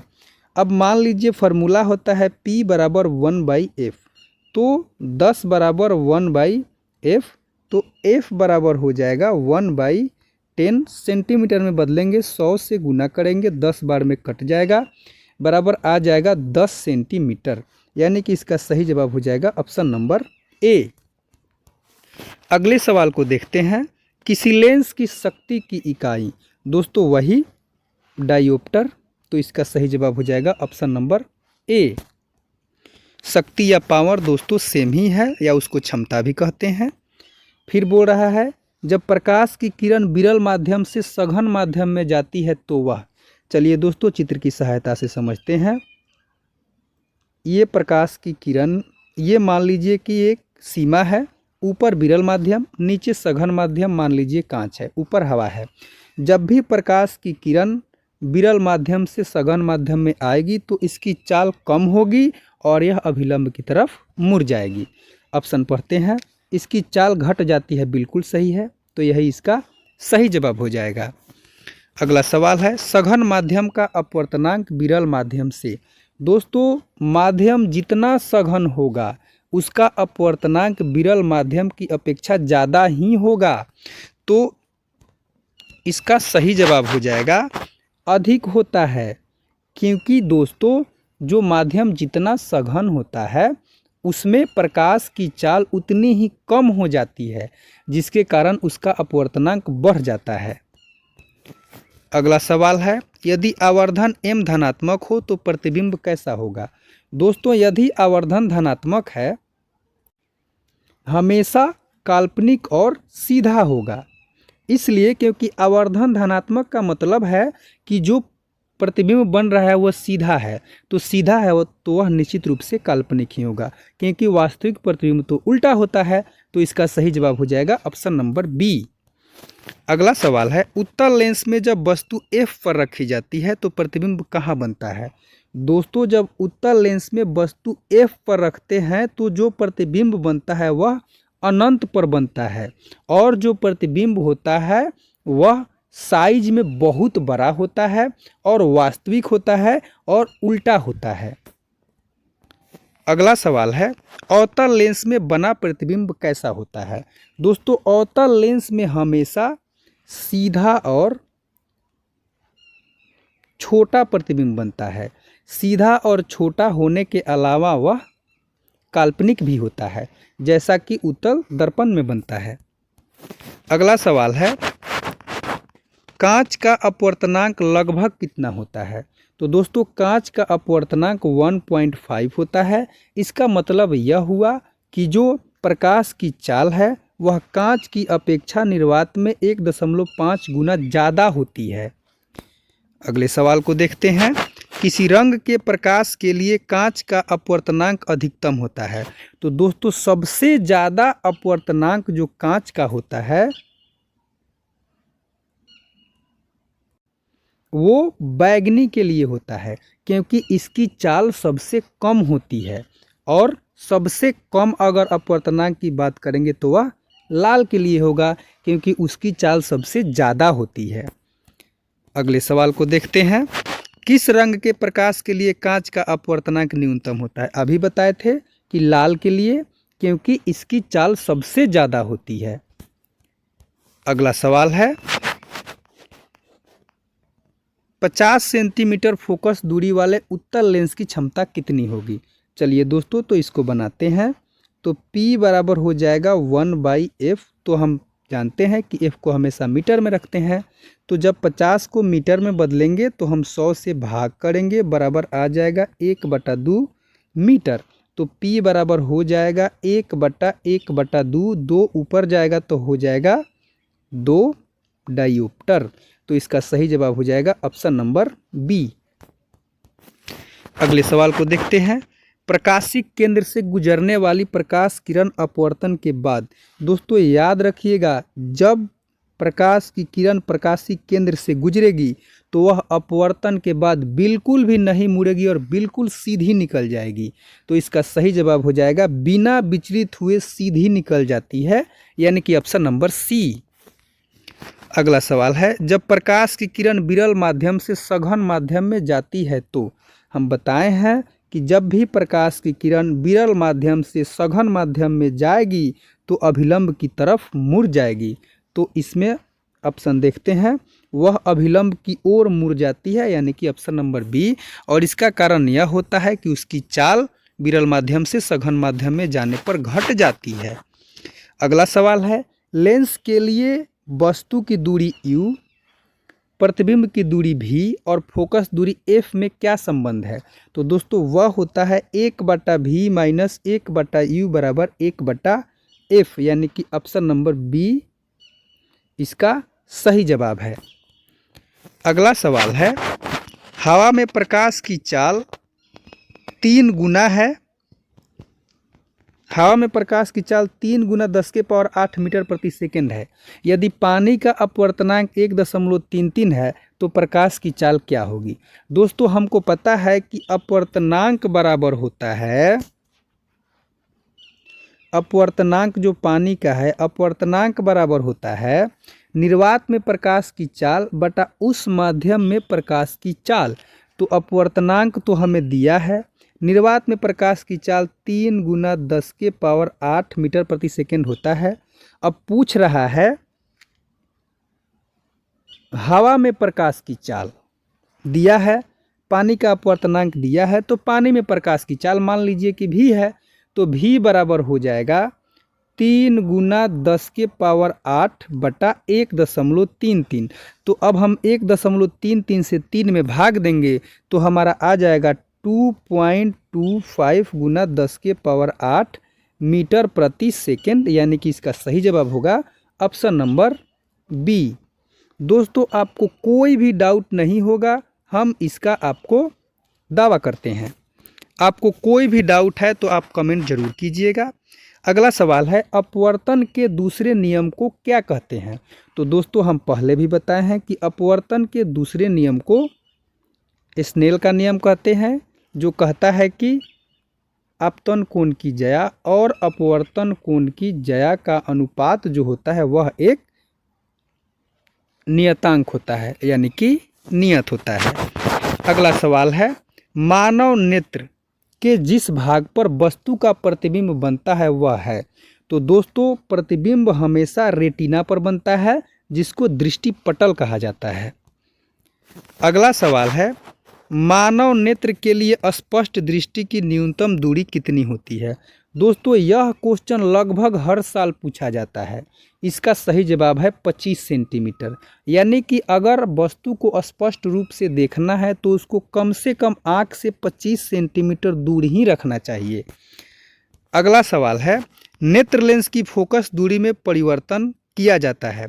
दोस्तों अगर नेत्र लेंस की फोकस दूरी में परिवर्तन करने की बात करें तो वह सिलियरी मांसपेशियों के द्वारा होता है। यही सिकुड़ती है, फैलती है, तो नेत्र लेंस की फोकस दूरी में परिवर्तन होता है। अगला सवाल है, स्पेक्ट्रम प्राप्त करने के लिए किसका उपयोग किया जाता है? तो दोस्तों स्पेक्ट्रम प्राप्त करने के लिए हम प्रिज्म का उपयोग करते हैं। प्रिज्म जो है वह प्रकाश की जो श्वेत प्रकाश उस पर जाती है तो उसको 7 रंगों में विभक्त कर देती है। चलिए दोस्तों अगला सवाल है, जो नेत्र निकट स्थित वस्तु को स्पष्ट नहीं देख पाता उस नेत्र को कहते हैं? तो दोस्तों निकट नहीं देख रहा है यानी कि दूर का देख रहा है तो उसको हम दूरदृष्टि दोष कहते हैं। ठीक है दोस्तों, और दूरदृष्टि के लिए हम उत्तल लेंस का उपयोग करते हैं। अगला सवाल है, दूरदृष्टि वाली आँख के उपचार में किस लेंस का उपयोग करते हैं? तो अभी बताए हैं कि उसके लिए हम उत्तल लेंस का उपयोग करते हैं। याद रखिएगा, ये क्वेश्चन पूछेगा। अगला सवाल है, निकट दृष्टि दोष के उपचार के लिए किस लेंस का उपयोग करते हैं? तो दोस्तों इसके लिए हम अवतल लेंस का उपयोग करते हैं। और निकट दृष्टि दोष में निकट की वस्तु दिखाई देती है तथा दूर की वस्तु दिखाई नहीं देती है। अगला सवाल है, श्वेत प्रकाश जब प्रिज्म से होकर गुजरता है तो सबसे कम विचलन होने वाला रंग है। तो दोस्तों सबसे कम विचलन होता है लाल का, क्योंकि इसका तरंगदैर्घ्य सबसे अधिक होता है, जिसके कारण इसका विचलन सबसे कम होता है। अगला सवाल है, श्वेत प्रकाश जब प्रिज्म से होकर गुजरता है तो सबसे अधिक विचलित होने वाला रंग कौन है? तो दोस्तों वह है बैगनी, क्योंकि इसका तरंगदैर्घ्य सबसे कम होता है, इसलिए यह विचलित सबसे ज़्यादा होता है। ये सवाल भी पूछ सकता है। अगला सवाल है, तारों का टिमटिमाना प्रकाश की किस घटना को दर्शाता है? तो दोस्तों वह प्रकाश के अपवर्तन को दर्शाता है। चलिए थोड़ा सा इसको समझते हैं। देखिए दोस्तों, जब प्रकाश की किरण एक माध्यम से दूसरे माध्यम में जाती है तो उसकी चाल बदल जाती है, जिसके कारण जब उसकी चाल बदलती है तो वह अपने मार्ग से थोड़ा सा विचलित हो जाता है। इस कारण से वो आँख पर थोड़ा सा रुक के पहुंचती है, जिसके कारण उतने समय के लिए हम तारों को नहीं देख पाते हैं। और यही जो क्रम है, तारों को देखना, फिर थोड़े समय के लिए नहीं देखना, फिर थोड़े समय के लिए देखना, यही तो उसका टिमटिमाना है। तो यह होता है वायुमंडलीय अपवर्तन के कारण। अगला सवाल है, मानव नेत्र में किस प्रकार का लेंस पाया जाता है? तो दोस्तों इसमें उत्तल लेंस पाया जाता है। अगला सवाल है, नेत्रदान करने वाले व्यक्ति की आयु सीमा क्या होती है? तो दोस्तों इसके लिए कोई आयु सीमा नहीं है, किसी भी आयु का आदमी नेत्रदान कर सकता है। अगला सवाल है, किस रंग का तरंगदैर्घ्य सबसे ज़्यादा होता है? तो हम बताए हैं कि लाल का तरंगदैर्घ्य सबसे अधिक होता है और इसका विचलन सबसे कम होता है। फिर बोल रहा है, एक स्वस्थ आँख के लिए दूर बिंदु होता है। तो दोस्तों एक स्वस्थ आँख के लिए दूर बिंदु अनंत होता है, यानी कि उसकी कोई सीमा नहीं है, लेकिन निकट की जो बिंदु है वह 25 सेंटीमीटर होती है। अगला सवाल है, जरा दूरदर्शिता से पीड़ित व्यक्ति के उपचार में किस लेंस का उपयोग होता है? तो दोस्तों देखिए, जो जरा दूरदर्शिता होता है इसमें व्यक्ति की जो लेंस है उसी में खराबी आ जाती है, जिसके कारण न तो वो दूर की और न ही नज़दीक की कोई भी वस्तु स्पष्ट नहीं देख पाता है, धुंधला देखता है, इसलिए उसको बायोफोकल लेंस दिया जाता है। इसकी विशेषता यह है कि इसमें उत्तल लेंस और अवतल लेंस दोनों होता है। एक ही चश्मा में ऊपर की तरफ उत्तल, नीचे अवतल, जिससे फ़ायदा क्या होता है कि वह दूर को भी वस्तु को देख लेता है और नज़दीक की भी वस्तु को देख लेता है। तो इसका सही जवाब हो जाएगा ऑप्शन नंबर सी। अगला सवाल है, प्रिज्म के कितने सतहों से घिरा होता है? दोस्तों अगर सामान्य प्रिज्म की बात करें तो वह 5 सतहों से घिरा होता है। इसमें क्या होता है कि अगर प्रिज्म जो है वह त्रिकोणीय है तो जो सतह होगा वह 5 होगा, क्योंकि जो फॉर्मूला होता है वह होता है एंगल प्लस 2। त्रिकोणीय है तो 3 + 2 5, अगर 4 कोण वाला है तो 4 + 2 6, ऐसे ही होता है। तो सामान्यतः जो प्रिज्म होता है वह त्रिकोणीय यानी कि त्रिभुज के आकार का ही होता है। तो इसका सही जवाब हो जाएगा ऑप्शन नंबर बी। अगला सवाल है, इंद्रधनुष बनना किस घटना पर आधारित है? तो दोस्तों जो इंद्रधनुष है वह प्रकाश के वर्ण विक्षेपण के कारण बनता है। चलिए समझते हैं कि यह कैसे बनता है। जब प्रकाश की किरणें वायुमंडल में आती है तो वह बहुत सारे जो जल की बूंदें हैं उस पे पड़ती है। जब उस पे पड़ती है तो जल की बूंदें प्रिज्म की तरह कार्य करने लगती है। जब प्रिज्म की तरह कार्य करती है तो जो श्वेत प्रकाश है वह 7 रंगों में बंट जाता है। इसी के कारण हमें इंद्रधनुष देखने को मिलता है। तो इसका सही जवाब हो जाएगा ऑप्शन नंबर सी। अगला सवाल है, पुतली के साइज को नियंत्रित करने वाला भाग कहलाता है? दोस्तों पुतली के साइज को नियंत्रित करता है परितारिका यानी कि आइरिस। यही जो है सिकुड़ता है और फैलता है तो पुतली का साइज छोटा और बड़ा होता है। अगला सवाल है, प्रकाश के किस घटना के कारण सूर्य हमें वास्तविक सूर्योदय से लगभग 2 मिनट पहले दिखाई देता है? दोस्तों तो वह होता है प्रकाश के अपवर्तन के कारण। इसमें क्या होता है कि जो सूर्य से किरणें आती है वह हमारे आँखों तक अपनी वास्तविक जो स्थिति है उससे थोड़ी सी अपवर्तित होकर आती है, जिसके कारण जो सूर्य है अपने जगह से थोड़ा सा ऊपर नज़र आने लगता है, तो वह होता है प्रकाश के अपवर्तन के कारण। अगला सवाल है, टिंडल प्रभाव प्रकाश की कौन सी घटना को प्रदर्शित करता है? तो दोस्तों वह करता है प्रकाश के प्रकीर्णन के कारण। पहले समझते हैं कि टिंडल प्रभाव क्या है। दोस्तों जब कोलाइडी में विलयन के जो कण होते हैं, हमें पता है कि वास्तविक विलयन से थोड़े बड़े होते हैं, तो उसमें जो कण होते हैं वो क्या करते हैं कि प्रकाश की किरणों का प्रकीर्णन कर देते हैं, जिसके कारण वो चमकने लगते हैं। इसी को टिंडल प्रभाव कहते हैं। जैसे आप देखे होंगे कि जब दूध में आप टॉर्च को जलाइएगा ना, तो प्रकाश एक मार्ग में आपको दिखने लगता है, यही है टिंडल प्रभाव। उसके अलावा जब प्रकाश की किरण किसी खिड़की या किसी छोटे से छिद्र से आपके कमरे में आएगी, तो उसमें आप देखिएगा कि छोटे छोटे से धूल के कण दिखने लगते हैं।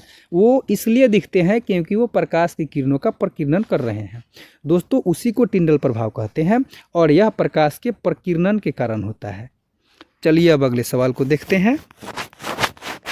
किस दृष्टि दोष को अवतल और उत्तल दोनों लेंसों से बने बाइफोकल लेंस द्वारा ठीक किया जाता है? तो दोस्तों जैसा कि हम अभी बताए हैं कि जरा दूरदर्शिता के लिए हम बाइफोकल लेंस का उपयोग करते हैं, क्योंकि इसमें न तो व्यक्ति नज़दीक और न ही दूर कोई भी वस्तु स्पष्ट नहीं दिखता है, धुंधला दिखाई देता है। अगला सवाल है, आँख व्यवहार करती है? दोस्तों आँख हमेशा उत्तल लेंस की तरह व्यवहार करती है, क्योंकि आँख में उत्तल लेंस ही लगा होता है। अगला सवाल है, कॉर्निया के पीछे संरचना होती है उसे कहते हैं?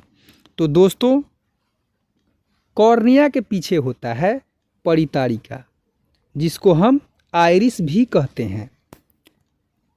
अगला सवाल है, आँख की पुतली किस तरह कार्य करती है? चलिए देखते हैं। तो जो दोस्तों आँख की पुतली होती है वह परिवर्तित द्वारक की भांति कार्य करती है। इसका प्रमुख काम होता है कि आँख के अंदर प्रकाश की मात्रा को नियंत्रित करना। जब जितना ज़रूरत होता है उतनी प्रकाश की मात्रा को ही यह अंदर जाने देती है। चलिए अगले सवाल को देखते हैं। खतरे के संकेत में किस रंग का प्रयोग होता है?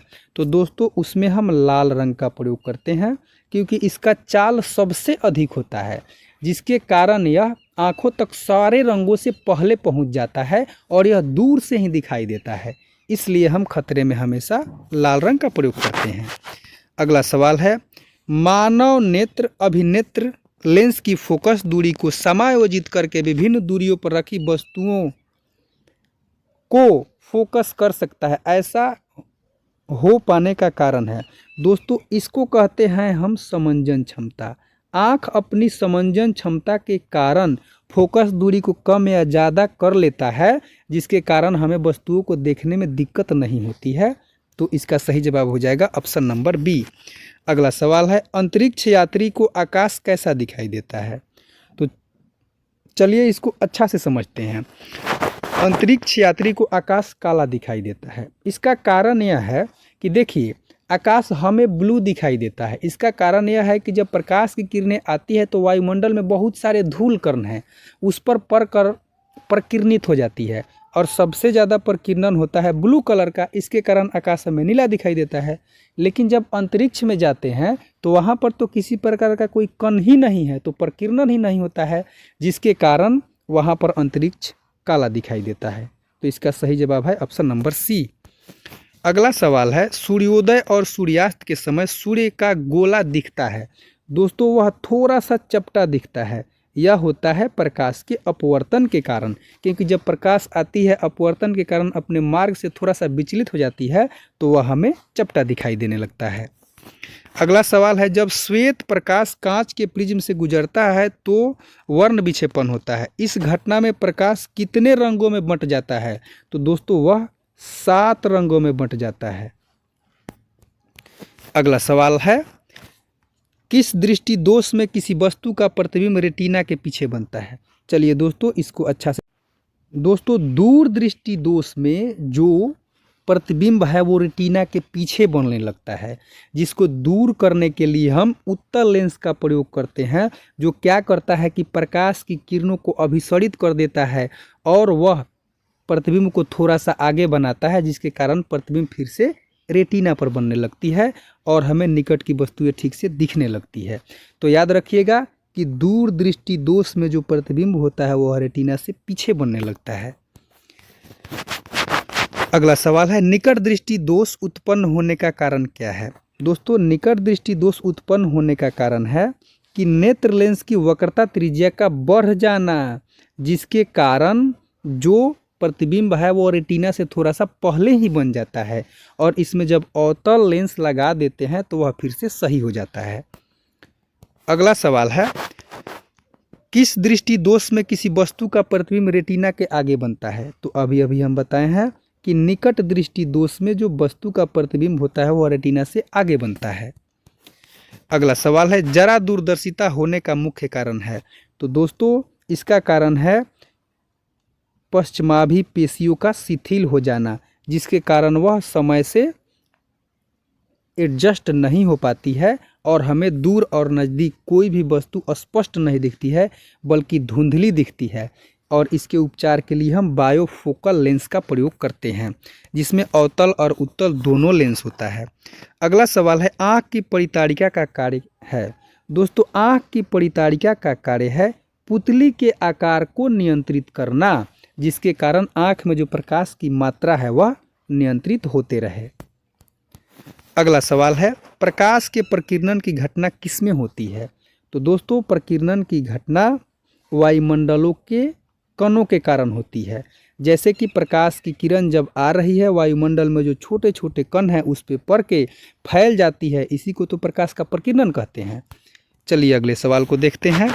किसी कोलाइडी विलयन में निलंबित कणों से प्रकाश के प्रकीर्णन को क्या कहा जाता है? दोस्तों, हम पहले भी बताए हैं कि उसको टिंडल प्रभाव कहते हैं और टिंडल प्रभाव के कारण ही जब कमरे में किसी छोटे से छिद्र या खिड़की से प्रकाश की किरण आती है तो उसमें छोटे छोटे से धूलकण तैरते नजर आते हैं। अगला सवाल है, प्राथमिक रंग कौन कौन से हैं? दोस्तों, आप याद रखिएगा RGB यानी कि रेड, ग्रीन और ब्लू तीनों प्राथमिक रंग हैं। इन्हीं रंगों से मिलकर बाकी सारे रंग बने हैं। तो इसका सही जवाब हो जाएगा रेड, नीला और हरा, यानी कि ऑप्शन नंबर बी। अगले सवाल को देखते हैं। मानव नेत्र का दूर बिंदु है? हम बताए हैं कि मानव नेत्र का दूर बिंदु अनंत होता है, यानी कि जैसा आँख रहेगा उसके अनुसार आप बहुत दूर की वस्तुओं को भी देख सकते हैं, लेकिन निकट की बात करता तो वो हो जाता 25 सेंटीमीटर।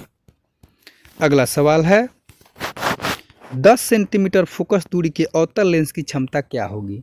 दोस्तों, जब अवतल लेंस है तो इसकी जो फोकस दूरी होगी वो निश्चित रूप से ऋणात्मक होगी, तो क्षमता भी ऋणात्मक होगी। चलिए तो बनाते हैं। तो हमारा हो जाएगा P बराबर 1/f। तो P बराबर 1/-10। तो सबसे पहले दोस्तों हम इसको यहाँ पर दिया हुआ है सेंटीमीटर में दिया है तो मीटर में बदलेंगे। तो 10/100 यानी कि 1/10 मीटर हो जाएगा।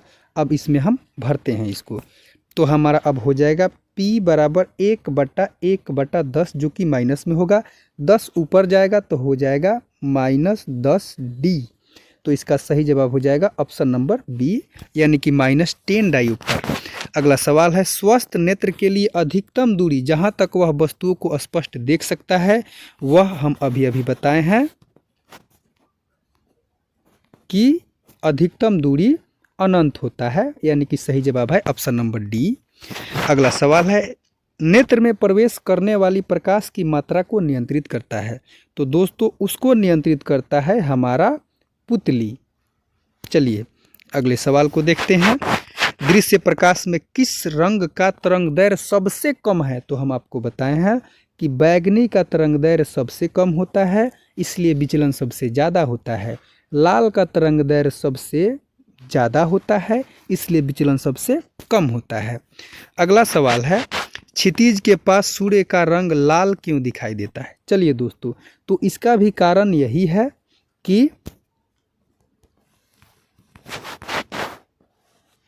जब सूर्य से किरणें आती है तो उसमें जो लाल रंग होता है उसका तरंग दैर्घ्य सबसे ज़्यादा होता है, जिसके कारण वह बाकी तरंगों से पहले आ जाता है। तो वर्ण विक्षेपण के कारण जब प्रकाश की किरणें बढ़ती है तो जो लाल रंग है वो हमारे पास पहले आ जाता है, तो उसका जो रंग है वो लाल दिखाई देता है। अगला सवाल है, निकट दृष्टि दोष को दूर करने के लिए किस लेंस का प्रयोग करते हैं? तो इसके लिए हम अवतल लेंस का प्रयोग करते हैं। और निकट दृष्टि की बात करें तो इसमें निकट की वस्तुएं दिखती है और दूर की वस्तुएं नहीं दिखती है। अगला सवाल है, अति सूक्ष्म कण किस तरह के प्रकाश को प्रकिरणित करते हैं? तो दोस्तों वो नीला प्रकाश को प्रकिरणित करते हैं, जिसके कारण हमारे आकाश का रंग नीला दिखाई देता है। अगला सवाल है, नेत्र गोलक का व्यास होता है? तो दोस्तों वह लगभग 2.3 सेंटीमीटर होता है, आप इसको याद रखिएगा। और नेत्र में उत्तल लेंस पाया जाता है, इसको भी याद रखिएगा। अगला सवाल है, जब हम अंधेरे से प्रकाश में जाते हैं तो पुतली का आकार? दोस्तों जब अंधेरे से प्रकाश में जाएंगे तो पुतली का आकार घट जाता है, क्योंकि जब हम अंधेरे में थे तो प्रकाश की आवश्यकता ज़्यादा थी तो पुतली थोड़ा सा बड़ा था। जब प्रकाश में जाएंगे तो प्रकाश को कम करना होगा तो पुतली का जो आकार है घट जाएगा, ताकि प्रकाश आँख के अंदर थोड़ा कम ही जाए। अगला सवाल है, चंद्रमा पर खड़े अंतरिक्ष यात्री को आकाश दिखाई देता है? तो हम बताए हैं कि चंद्रमा पर कोई वायुमंडल नहीं है, वहाँ पे प्रकाश की किरणों का प्रकीर्णन नहीं होगा, तो जो आकाश का रंग है वहाँ पर काला दिखाई देगा, यानी कि कोई रंग दिखाई नहीं देगा। अगला सवाल है, आँख में प्रवेश करने वाले प्रकाश किरणों का अधिकांश अपवर्तन कहाँ होता है? तो दोस्तों वह होता है कॉर्निया के बाहरी पृष्ठ पर, क्योंकि जब प्रकाश की किरण, ध्यान से समझिएगा, प्रकाश की किरण हमारे वायुमंडल से होते हुए जब आँख पर जाएगी तो माध्यम बदलेगा, और जैसे ही माध्यम बदलेगा इसका अपवर्तन हो जाएगा। तो इसका सही जवाब हो जाएगा कॉर्निया के बाहरी पृष्ठ पर, मतलब सबसे बाहर ही अपवर्तन बहुत ज़्यादा होता है। अगला सवाल है, सामान्य दृष्टि के वयस्क के लिए सुस्पष्ट दर्शन की अल्पतम दूरी, तो हम बताए हैं कि वह होती है 25 सेंटीमीटर। यही रहता अधिकतम दूरी तो वह हो जाता अनंत। चलिए अगले सवाल को देखते हैं। क्वेश्चन है हमारा, विद्युत धारा का एसआई मात्रक है? तो धारा का एसआई मात्रक होता है एम्पियर। क्वेश्चन बहुत बार पूछ चुका है। अगला सवाल है, विद्युत परिपथ में ए मीटर को किस क्रम में जोड़ा जाता है? चलिए दोस्तों तो आपको बताते हैं। ए मीटर को हमेशा श्रेणी क्रम में जोड़ा जाता है। सबसे पहले बताते हैं ए मीटर क्या है और क्यों श्रेणी क्रम में जोड़ते हैं। दोस्तों जो ए मीटर है इससे विद्युत धारा की माप की जाती है, और इसको श्रेणी क्रम में इसलिए जोड़ा जाता है ताकि पूरी विद्युत धारा इससे होकर प्रभावित हो, ताकि यह अच्छे तरीक़ा से धारा की माप कर सके। चलिए अगले सवाल को देखते हैं। विभवांतर का एसआई मात्रक है? तो दोस्तों विभवांतर का एसआई मात्रक होता है वोल्ट, जिसको भी से सूचित किया जाता है। अगला सवाल है, 1 ओम और 2 ओम के प्रतिरोधों को श्रेणी क्रम में जोड़ने पर समतुल्य प्रतिरोध क्या होगा? दोस्तों जब श्रेणी क्रम में जोड़ेंगे तो जो समतुल्य प्रतिरोध होगा वो जुड़ जाता है, यानी कि 1 ओम प्लस 2 ओम बराबर हो जाएगा 3 ओम। तो इसका सही जवाब है ऑप्शन नंबर सी। थोड़ा सा देखते हैं कि श्रेणी क्रम और समांतर क्रम क्या है। देखिए, जब एक प्रतिरोध के दूसरे छोर को किसी और प्रतिरोध के पहले छोर से जब जोड़ते हैं तो इसको बोलते हैं समांतर क्रम। लेकिन जब एक प्रतिरोध के पहले छोर को दूसरे प्रतिरोध के पहले छोर से जोड़ेंगे और फिर अंत वाले दोनों को एक साथ जोड़ेंगे तो इसको बोलेंगे समांतर क्रम संयोजन। चलिए अब अगले सवाल को देखते हैं। प्रतिरोध का एसआई मात्रक क्या है?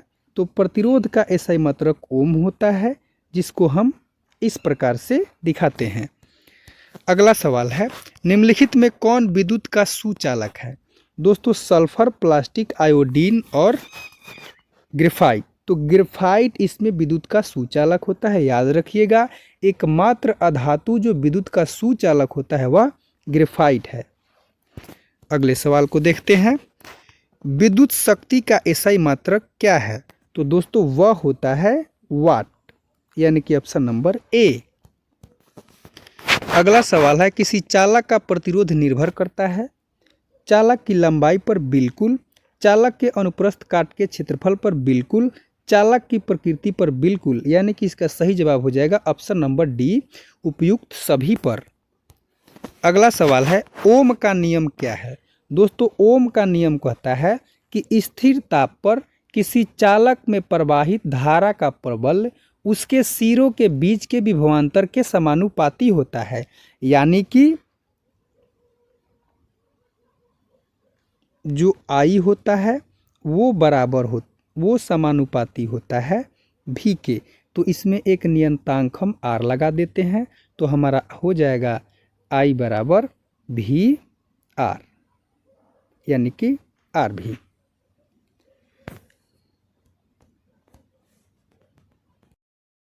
अगला सवाल है, ओम का नियम क्या है? तो दोस्तों ओम का नियम कहता है कि स्थिर ताप पर किसी चालक में प्रवाहित धारा का प्रबल उसके सिरों के बीच के विभवांतर के समानुपाती होता है। तो इससे फॉर्मूला बनता है हमारा भी बराबर आई आर, यानी कि ऑप्शन नंबर सी। अगला सवाल है, किसी बल्ब से 220 वोल्ट पर 1 एम्पियर की धारा प्रवाहित होती है तो बल्ब की शक्ति होगी। दोस्तों सबसे पहले देखते हैं कि हमें दिया क्या क्या है। सबसे पहले दिया है 220 वोल्ट भी बराबर, उसके बाद दिया है आई बराबर 1 एम्पियर। तो हमारा पी का फॉर्मूला होता है पी बराबर भी आई। तो इसमें हम रखेंगे 220 गुना आई का मान 1 बराबर हो जाएगा 220 वाट, यानी कि ऑप्शन नंबर बी इसका बिल्कुल सही जवाब है। अगला सवाल है, विद्युत आवेश का एसआई मात्रक। दोस्तों आवेश का एसआई मात्रक कूलाम होता है, यानी कि ऑप्शन नंबर सी इसका सही जवाब है। अगला सवाल है, 1 किलोवाट घंटा, यानी कि जिसको यूनिट भी बोलते हैं, किसके बराबर है? दोस्तों तो जो 1 किलोवाट घंटा होता है इसी को 1 यूनिट कहा जाता है। तो इसको जब हम जूल में बदलेंगे तो देखिए कैसे बदलेंगे। सबसे पहले दिया हुआ है 1 किलोवाट घंटा, तो 1 किलोवाट को हम 1000 वाट बोलते हैं और 1 घंटा में होता है 3600 सेकेंड। तो ये हो जाएगा 36 लाख। जब इसको हम वैज्ञानिक पद्धति में बदलेंगे तो इसको हम लिखेंगे 3.6 गुना 10 के पावर 6 जूल, यानी कि इसका सही जवाब हो जाएगा ऑप्शन नंबर बी। अगला सवाल है, वोल्ट मीटर को विद्युत परिपथ में किस क्रम में जोड़ा जाता है? तो दोस्तों उसको हमेशा पार्श्व क्रम यानी कि समांतर क्रम में जोड़ा जाता है, ताकि जो परिपथ में प्रतिरोध है वह परिवर्तित न हो और बाधा न बने। क्योंकि जो वोल्ट मीटर होता है इसका प्रतिरोध बहुत ज़्यादा होता है। जैसे ही इसको परिपथ में श्रेणी क्रम में जोड़ेंगे तो धारा आगे जा ही नहीं पाएगी या बहुत कम जाएगी। इसके कारण इसको हमेशा हम समांतर क्रम में जोड़ते हैं ताकि धारा का प्रवाह बाधित न हो। अगला सवाल है, टंगस्टन निम्नलिखित में से किस ताप पर पिघलता है? तो दोस्तों उसका जो गलनांक होता है वो लगभग 3500 डिग्री सेंटीग्रेड होता है। दोस्तों टंगस्टन का प्रयोग फिलामेंट बनाने में किया जाता है और इसका विशेषता यह है कि इसका प्रतिरोध और गलनांक दोनों उच्च होता है।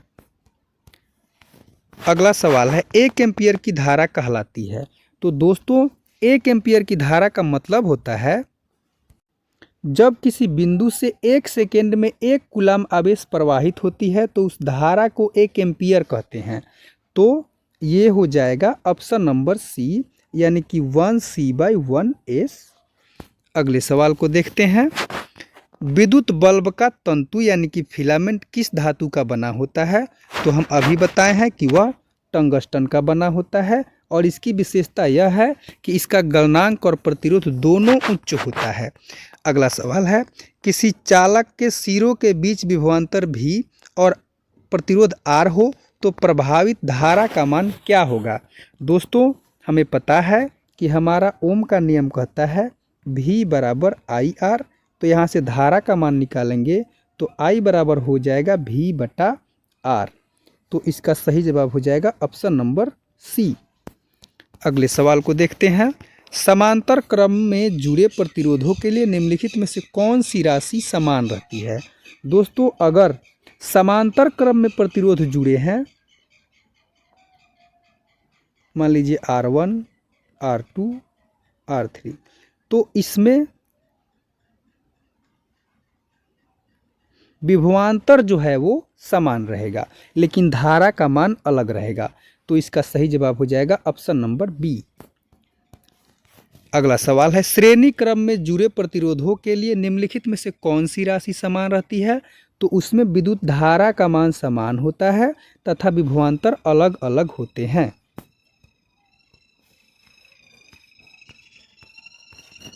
अगला सवाल है, यदि किसी प्रतिरोध के 2 एम्पीयर की धारा 3 वोल्ट विभवांतर पर प्रभावित हो तो प्रतिरोध क्या होगा। चलिए दोस्तों R निकालना है, हमको I दे दिया हुआ है 2 एम्पीयर और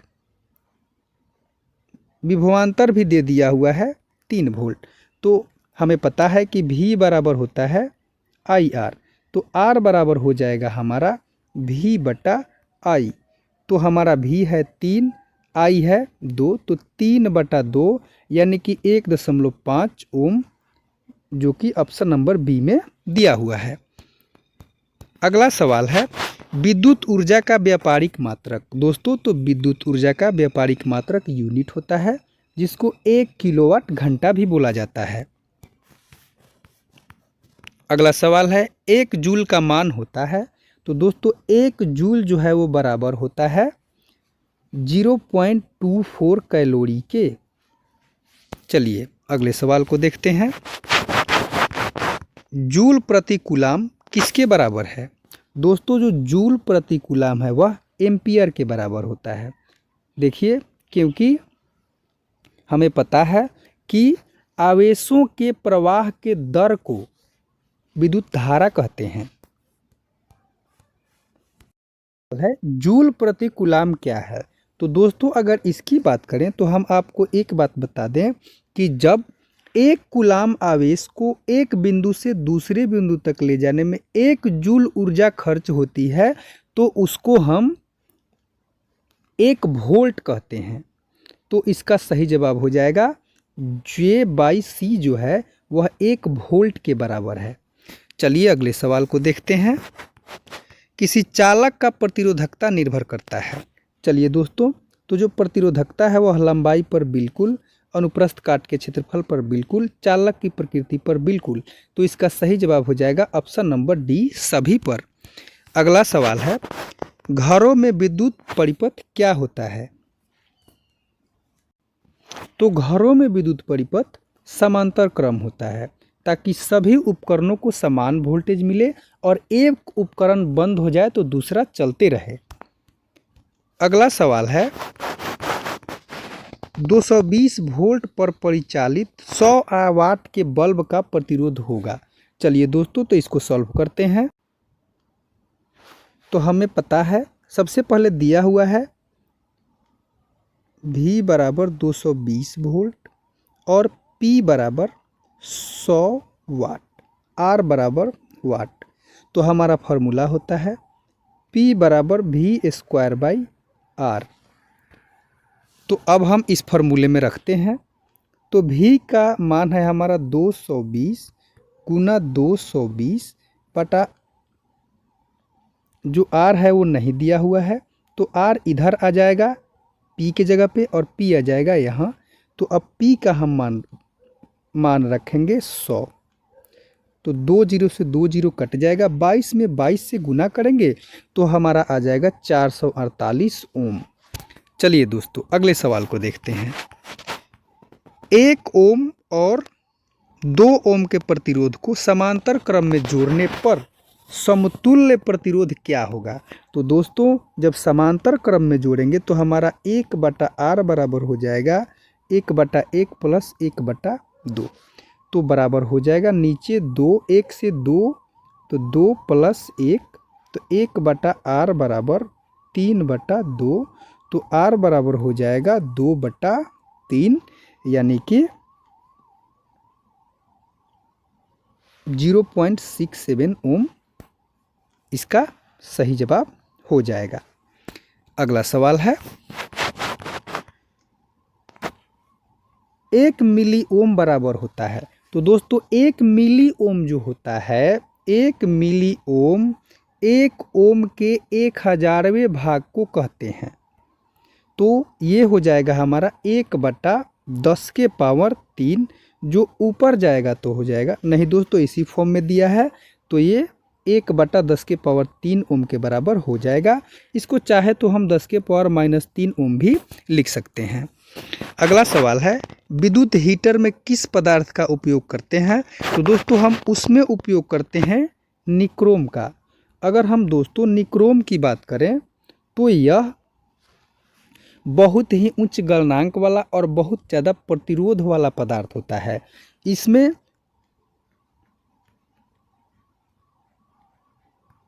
दोस्तों निकेल और क्रोमियम का बना होता है यह है, जिसमें निकेल जो होता है 80% और क्रोमियम 20% होता है। तो इसका सही जवाब होगा ऑप्शन नंबर बी। इस बात को याद रखिएगा कि जो निक्रोम होता है वह निकेल और क्रोमियम से मिलकर बना होता है। अगला सवाल है 10 ओम और 20 ओम के 2 प्रतिरोधों को श्रेणी क्रम में जोड़ने पर तुल्य प्रतिरोध होगा। तो दोस्तों इसमें सीधा R बराबर हो जाएगा 10 ओम प्लस 20 ओम बराबर 30 ओम, यानी कि ऑप्शन नंबर बी इसका बिल्कुल सही जवाब है। अगला सवाल है ए मीटर को विद्युत परिपथ में जोड़ा जाता है। तो हम बता चुके हैं कि ए मीटर को हमेशा श्रेणी क्रम में जोड़ा जाता है ताकि विद्युत धारा को अच्छी तरीके से मापा जा सके। फिर बोल रहा है आवेश प्रवाहित होने की दर को क्या कहते हैं। तो दोस्तों उसको हम विद्युत धारा कहते हैं। आवेशों के प्रवाह के दर को विद्युत धारा कहते हैं। चलिए दोस्तों अगला सवाल है यदि किसी चालक की लंबाई दोगुनी कर दी जाए और अनुप्रस्थ काट का क्षेत्रफल आधा कर दिया जाए तो प्रतिरोध होगा। दोस्तों आपको बता दें कि जो प्रतिरोध होता है वह लंबाई के समानुपाती होता है और अनुप्रस्थ काट के क्षेत्रफल के व्युत्क्रमानुपाती होता है। तो जब हम लंबाई को दोगुना करेंगे तो जो प्रतिरोध है वो भी दोगुना हो जाएगा, लेकिन जब अनुप्रस्थ काट के जो क्षेत्रफल है उसको आधा कर देंगे तब तो और वो दोगुना बढ़ जाएगा। तो जो प्रतिरोध हो जाएगा वह हो जाएगा 1/4 गुना, क्योंकि जैसे हम लंबाई को बढ़ाए प्रतिरोध आधा हो गया। उसके बाद दोस्तों हमारा अगला सवाल है यदि किसी चालक की लंबाई दुगनी कर दी जाए और अनुप्रस्थ काट का क्षेत्रफल आधा कर दिया जाए तो प्रतिरोध हो जाएगा। दोस्तों जो प्रतिरोध होता है वह लंबाई के समानुपाती होता है, मतलब लंबाई बढ़ेगा तो प्रतिरोध भी बढ़ेगा, और अनुप्रस्थ काट के क्षेत्रफल के व्युत्क्रमानुपाती होता है, मतलब क्षेत्रफल बढ़ेगा तो प्रतिरोध घटेगा और क्षेत्रफल घटेगा तो प्रतिरोध बढ़ेगा। तो जैसे लंबाई को दोगुना करेंगे प्रतिरोध दोगुना हो जाएगा, अनुप्रस्थ काट के क्षेत्रफल को आधा करेंगे तो प्रतिरोध दोगुना और बढ़ जाएगा। तो कुल जो प्रतिरोध होगा वो 4 गुना हो जाएगा, यानी कि इसका सही जवाब हो जाएगा ऑप्शन नंबर बी। अगले सवाल को देखते हैं विद्युत धारा मापने वाले यंत्र को कहते हैं। तो दोस्तों उसको हम कहते हैं ए मीटर। वोल्ट मीटर से विभवांतर मापते हैं, ओम मीटर से प्रतिरोध मापते हैं, गैल्वेनोमीटर से विद्युत धारा की उपस्थिति को मापा जाता है। अगला सवाल है विद्युत बल्ब के भीतर कौन सी गैस भरी होती है। तो दोस्तों उसमें नाइट्रोजन और निष्क्रिय गैस का मिश्रण भरा होता है ताकि उसमें फिलामेंट का ऑक्सीकरण न हो और वह गले नहीं। अगला सवाल है किसी चालक तार से विद्युत धारा प्रवाहित होती है तो गतिशील कण कौन से होते हैं। तो दोस्तों उसमें जो गतिशील कण होता है वह होता है इलेक्ट्रॉन। और आपको बता दें कि इलेक्ट्रॉनों की जो दिशा होती है वह विद्युत धारा के विपरीत होती है। अगला सवाल है 1 वोल्ट कहलाता है। आपको बता दें कि जब एक कूलाम आवेश को एक बिंदु से दूसरे बिंदु तक ले जाने में 1 जूल ऊर्जा खर्च होती है तो उसी को 1 वोल्ट कहते हैं। यानी कि इसका सही जवाब हो जाएगा option number B, 1 joule by 1 second. अगला सवाल है ओम के नियम में V और I के बीच का ग्राफ। तो दोस्तों वह हमेशा एक सरल रेखा होता है, क्योंकि ओम के नियम के अनुसार नियत ताप पर किसी चालक में प्रवाहित धारा का प्रबल्य उसके सिरों के बीच के विभवांतर के समानुपाती होता है, जिसके कारण इनके बीच का जो ग्राफ होता है वह हमेशा एक सरल रेखा होता है। अगला सवाल है प्रतिरोधकता का एसआई मात्रक। चलिए दोस्तों आपको प्रतिरोधकता का एसआई मात्रक आपके सामने निकाल कर दिखाते हैं। हमारा जो प्रतिरोध का फॉर्मूला होता है कि R बराबर रो एल बाई ए। दोस्तों यहाँ पर रो जो है प्रतिरोधकता है, तो R मतलब प्रतिरोध, इसका एसआई मात्रक ओम हो गया। जो रो है ये रो है, एल का तो होगा मीटर और ए का होगा मीटर स्क्वायर, तो एम से स्क्वायर कट जाएगा, तो रो बराबर क्या आया, ओम मीटर। तो इसका सही जवाब हो जाएगा ऑप्शन नंबर ए, यानी कि ओम मीटर। अगला सवाल है ताप बढ़ने पर चालक का प्रतिरोध। दोस्तों जैसे जैसे ताप बढ़ाते हैं प्रतिरोध भी बढ़ जाता है, क्योंकि जो इलेक्ट्रॉनों की गति है वो बाधित हो जाती है और वो इधर उधर भागने लगते हैं, जिसके कारण ताप बढ़ने पर प्रतिरोध भी बढ़ जाता है। अगला सवाल है विद्युत फ्यूज को हमेशा जोड़ा जाता है। दोस्तों फ्यूज को हमेशा विद्युन्मय तार से जोड़ा जाता है, ताकि जो धारा है वह फ्यूज से होकर आए और जब धारा बहुत अधिक हो जाए तो हमारे जो उपकरण हैं वह बच जाए और फ्यूज गल जाता है और धारा उपकरण तक नहीं जा पाती है। अगला सवाल है 1 माइक्रो एम्पियर बराबर होता है। दोस्तों जो 1 माइक्रो एम्पियर होता है वह 1 एम्पियर का 10 लाखवां भाग होता है, यानी कि 1 पर 6 जीरो होगा। तो इसको हम चाहे तो लिख सकते हैं 1/10 के पावर 6 एम्पियर के बराबर होता है। तो इसका सही जवाब हो जाएगा ऑप्शन नंबर सी। अगला सवाल है 1 ओम किसके बराबर होता है। तो दोस्तों जो 1 ओम होता है वह 1 वोल्ट बाई 1 एम्पियर के बराबर होता है, क्योंकि R बराबर होता है V/I। अगले सवाल को देखते हैं किसी चालक में विद्युत धारा का प्रवाह होता है। दोस्तों वह इलेक्ट्रॉनों के कारण होता है। चलिए अगले सवाल को देखते हैं। विद्युत धारा की दिशा मानी जाती है। दोस्तों हम बताए हैं कि जो विद्युत धारा की दिशा होती है वह इलेक्ट्रॉनों के प्रवाह के बिल्कुल विपरीत दिशा में होती है। अगला सवाल है 1 वोल्ट और 1 एम्पियर का गुणनफल किसके बराबर होता है। चलिए दोस्तों तो देखते हैं। 1 वोल्ट और 1 एम्पियर के गुणनफल का मतलब होता है, यानी कि VI, जो P का फॉर्मूला होता है, यानी कि P बराबर VI और P से हम शक्ति को सूचित करते हैं, तो वह दोस्तों 1 वाट के बराबर होता है। चलिए अगले सवाल को देखते हैं। श्रेणी क्रम संयोजन में कुल प्रतिरोध। ऑप्शंस है प्रत्येक प्रतिरोध से कम होता है, नहीं। सबसे बड़ी प्रतिरोध से अधिक होता है, बिल्कुल। दोस्तों श्रेणी क्रम में हमेशा जो प्रतिरोध होगा वह सबसे बड़े प्रतिरोध से अधिक ही होगा। अगला सवाल है पार्श्व क्रम यानी कि समांतर क्रम संयोजन में कुल प्रतिरोध। दोस्तों उसमें हमेशा सबसे छोटे प्रतिरोध से भी कुल प्रतिरोध का मान कम ही होगा, तो इसका सही जवाब हो जाएगा ऑप्शन नंबर सी। अगला सवाल है जूल का तापन नियम क्या है। दोस्तों जो जूल का तापन नियम है वह कहता है, उसके अनुसार जब किसी चालक से धारा प्रवाहित होती है तो वह विद्युत धारा के स्क्वायर के यानी कि वर्ग के समानुपाती होती है। प्रतिरोध के समानुपाती होती है और समय के भी समानुपाती होती है, यानी कि H बराबर I स्क्वायर RT होता है। तो इसका सही जवाब हो जाएगा ऑप्शन नंबर ए।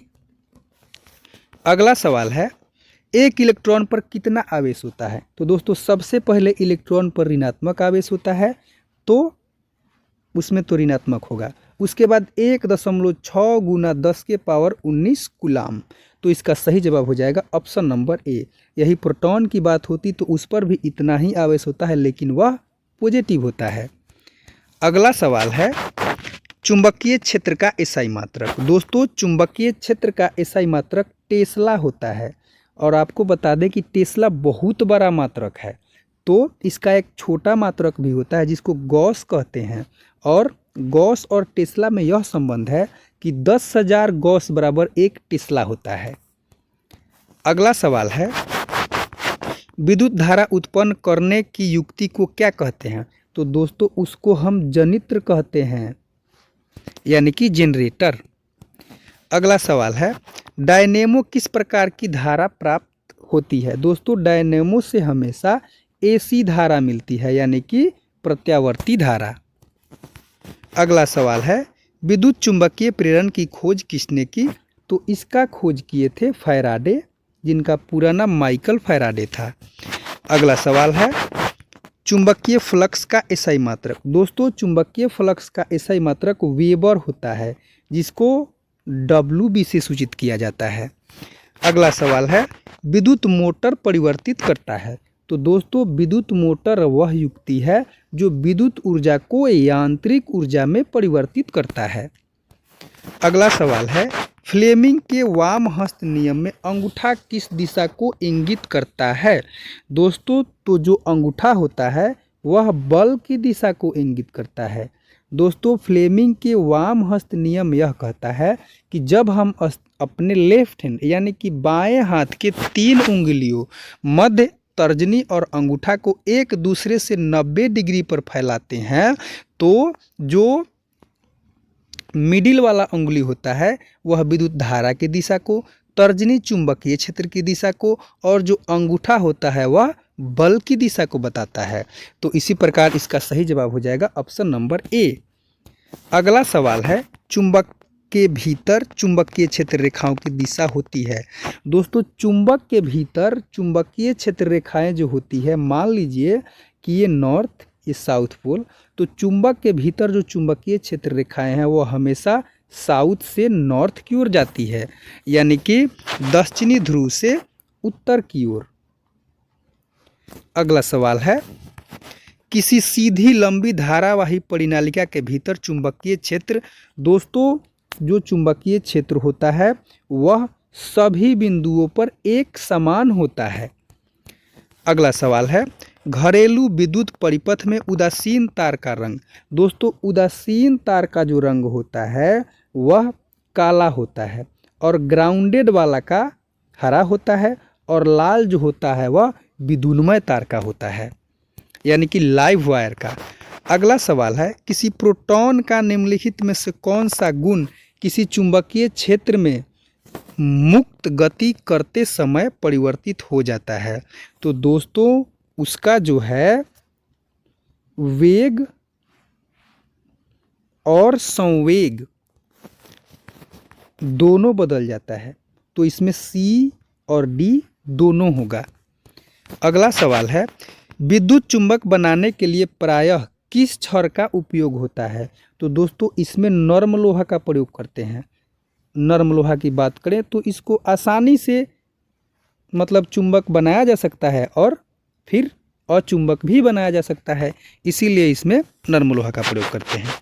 अगला सवाल है, चुंबकीय क्षेत्र रेखाओं की विशेषता है कि वे एक दूसरे को काटती है? कभी नहीं, एक दूसरे को कभी नहीं काटती है, बिल्कुल। इसका सही जवाब हो जाएगा ऑप्शन नंबर बी। अगला सवाल है, विद्युत जनित्र का सिद्धांत आधारित है। दोस्तों विद्युत जनित्र का जो सिद्धांत है वह विद्युत चुंबकीय प्रेरण पर आधारित है, और जो जनित्र है यह एसी धारा उत्पन्न करता है। अगला सवाल है, लघु पथन के समय परिपथ में विद्युत धारा का मान बहुत अधिक बढ़ जाता है। सही जवाब होगा ऑप्शन नंबर सी। अगला सवाल है विद्युत फ्यूज का काम करता है। दोस्तों इसका काम ये है कि यह धारा के ऊष्मीय प्रभाव पर काम करता है। जब भी टेम्परेचर बहुत ज़्यादा होता है तो यह गल जाता है। अगला सवाल है किसी चुंबक के चारों ओर का वह क्षेत्र जिसमें उसके बल का संसूचन किया जाता है कहलाता है, तो उसको चुंबकीय क्षेत्र बोला जाता है, यानी कि ऑप्शन नंबर ए। अगला सवाल है हमारे घरों में विद्युत आपूर्ति की जाती है वह है। दोस्तों वह होता है 220 वोल्ट एसी धारा, यानी कि प्रत्यावर्ती धारा। अगला सवाल है भारत में उत्पादित प्रत्यावर्ती विद्युत धारा की आवृत्ति। दोस्तों वह होती है 50 हर्ट्ज, याद रखिएगा इस बात को। अगला सवाल है दिष्ट धारा के कुछ स्रोत, सेल और बैटरी। बिल्कुल सही जवाब है दोस्तों एसी जनित्र, ये तो नाम में ही एसी है तो गलत है, गलत है। अगला सवाल है चुंबकीय क्षेत्र रेखाएं कहाँ प्रकट होती है। दोस्तों चुंबकीय क्षेत्र रेखाएं हमेशा उत्तरी ध्रुव से निकलती है और दक्षिणी ध्रुव में प्रवेश करती है। अगला सवाल है चुंबकीय क्षेत्र की तीव्रता का मात्रक।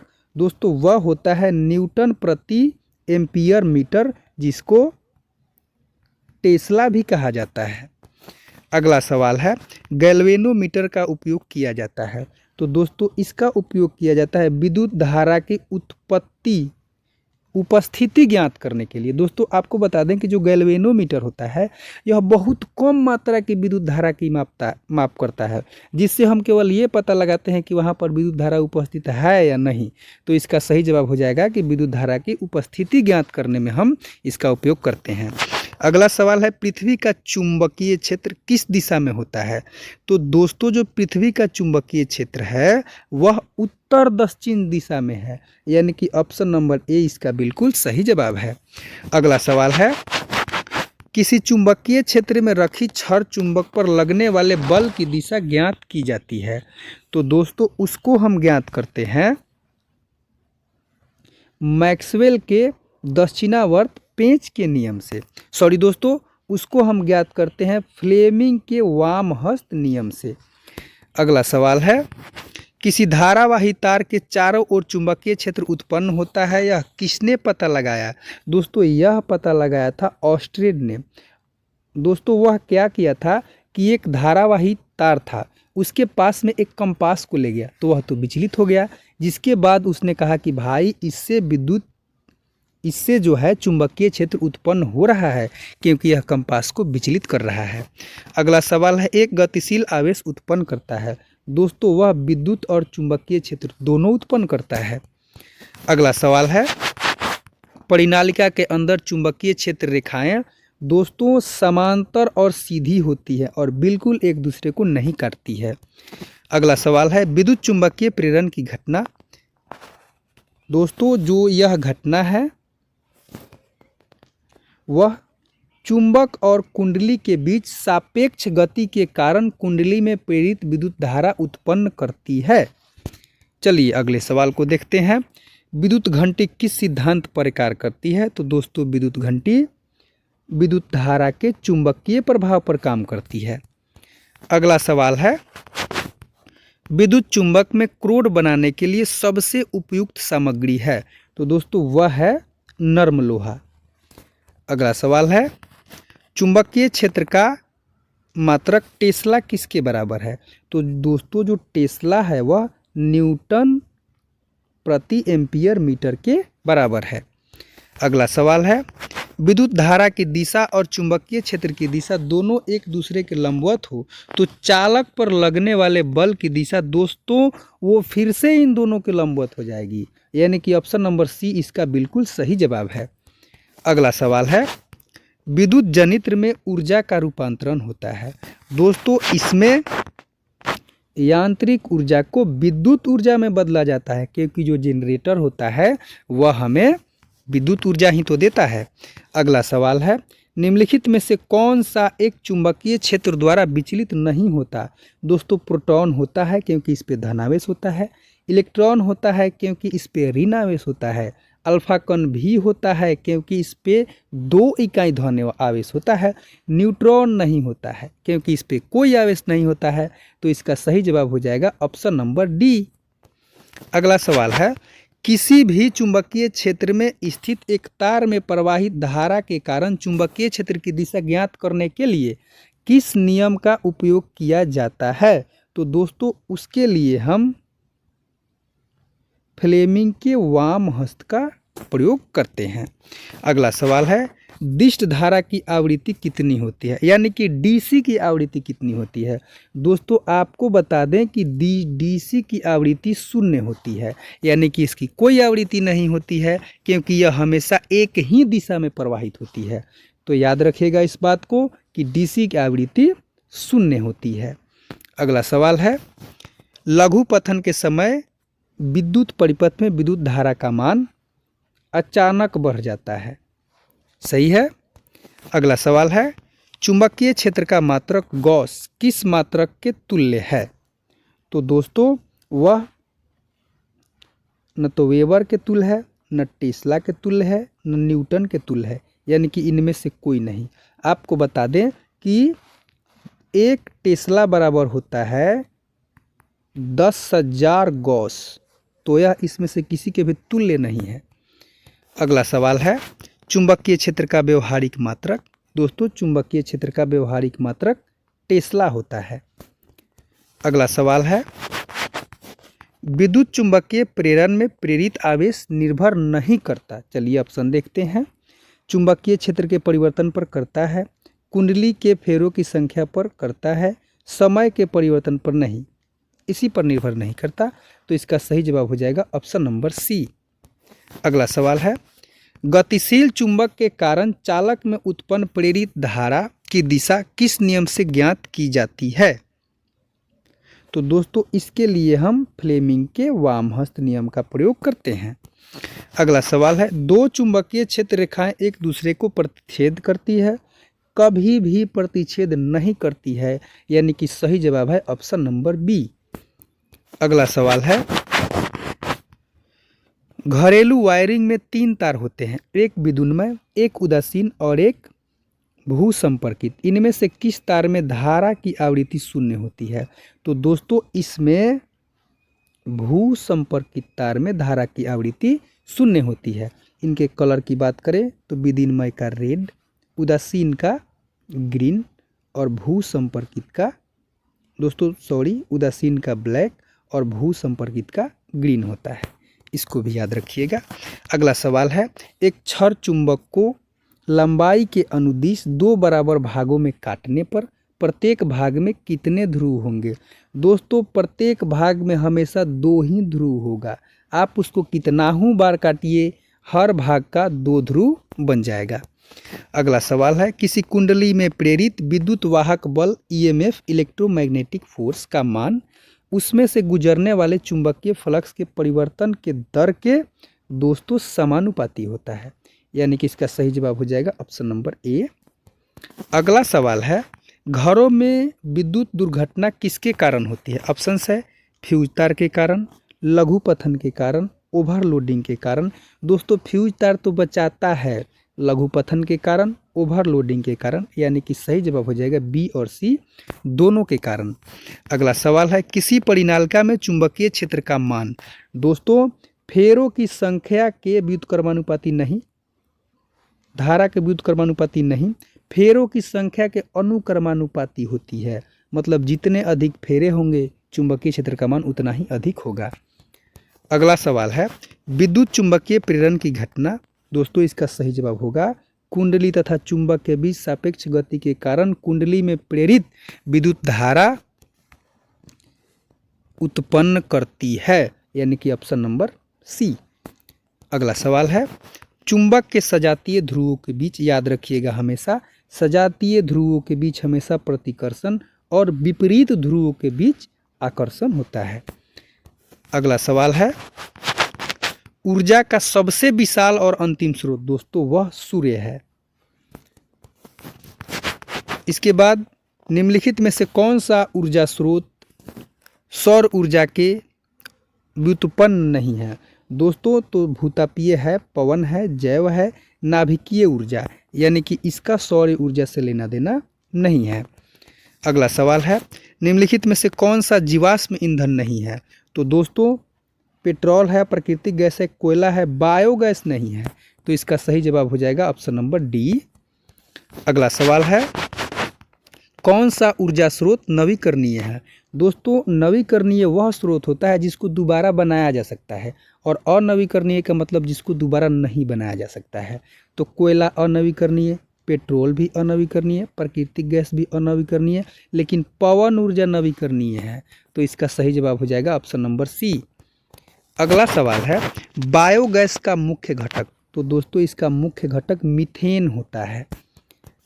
नेक्स्ट क्वेश्चन, निम्नलिखित में से कौन सा अनवीकरणीय ऊर्जा स्रोत है? तो दोस्तों वह है नाभिकीय ऊर्जा। एक बार समाप्त हो गया तो दोबारा नहीं बनेगा। अगला सवाल है, जल विद्युत संयंत्र किस ऊर्जा को विद्युत ऊर्जा में रूपांतरित करता है? तो दोस्तों आइए इसको समझाते हैं।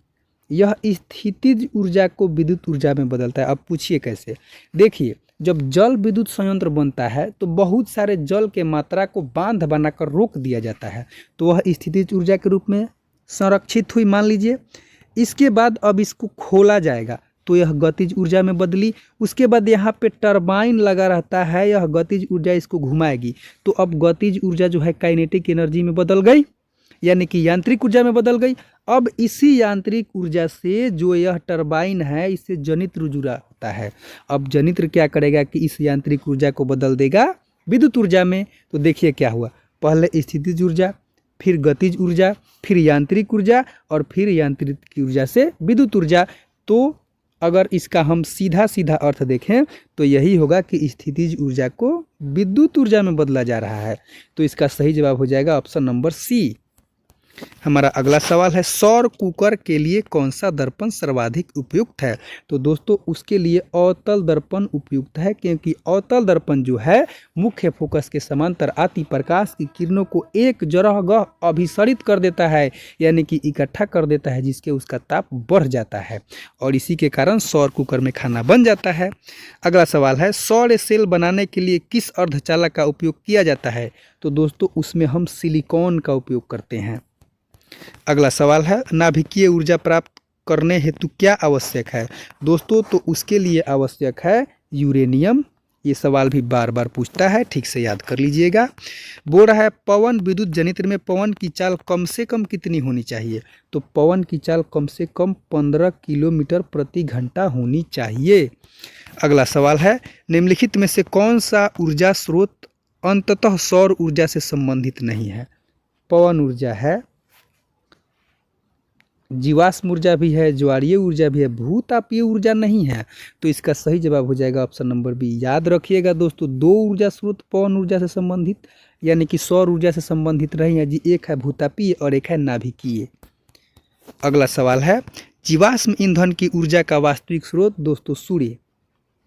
चलिए अगले सवाल को देखते हैं। गर्म जल प्राप्त करने के लिए सौर जल तापक का उपयोग किस दिन नहीं कर सकते हैं? दोस्तों कॉमन सेंस की बात है कि बादल वाले दिन नहीं कर सकते हैं, क्योंकि उस दिन हमें गर्मी नहीं मिलेगी।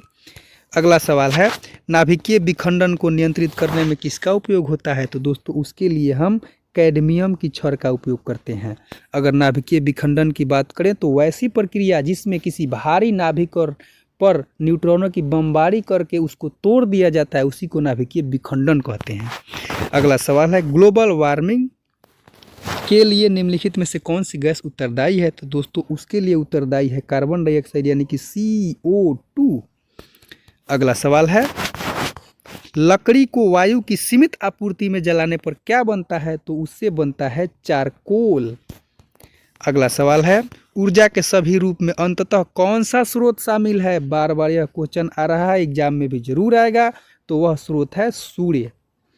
अगला सवाल है, सोलर सेल और ऊर्जा को किस ऊर्जा में रूपांतरित करता है? तो दोस्तों सोलर सेल जो है सौर ऊर्जा को विद्युत ऊर्जा में रूपांतरित करता है, जिसका उपयोग हम करते हैं। अगला सवाल है पवन चक्की में ऊर्जा का कौन सा रूप कार्य के रूप में उपयोग होता है? तो उसमें हम गतिज ऊर्जा का उपयोग करते हैं, क्योंकि गतिज ऊर्जा से जो पवन चक्की का पंखी घूमता है, जिससे हम अन्य ऊर्जा का उत्पादन करते हैं। अगला सवाल है निम्नलिखित में से कौन सा बायोमास ऊर्जा स्रोत का उदाहरण नहीं है? तो दोस्तों नाभिकीय ऊर्जा इसका उदाहरण नहीं है। अगला सवाल है पृथ्वी के आंतरिक भाग से प्राप्त ऊष्मा को क्या कहते हैं? उसको भूतापीय ऊर्जा कहते हैं। अगला सवाल है ऊर्जा की बढ़ती मांग के कारण हमें किस प्रकार के ऊर्जा स्रोत पर ध्यान केंद्रित करना चाहिए? तो दोस्तों इसके लिए हमें नवीकरणीय स्रोत की तरफ बढ़ना चाहिए। अगला सवाल है हाइड्रोजन बम किस सिद्धांत पर कार्य करता है?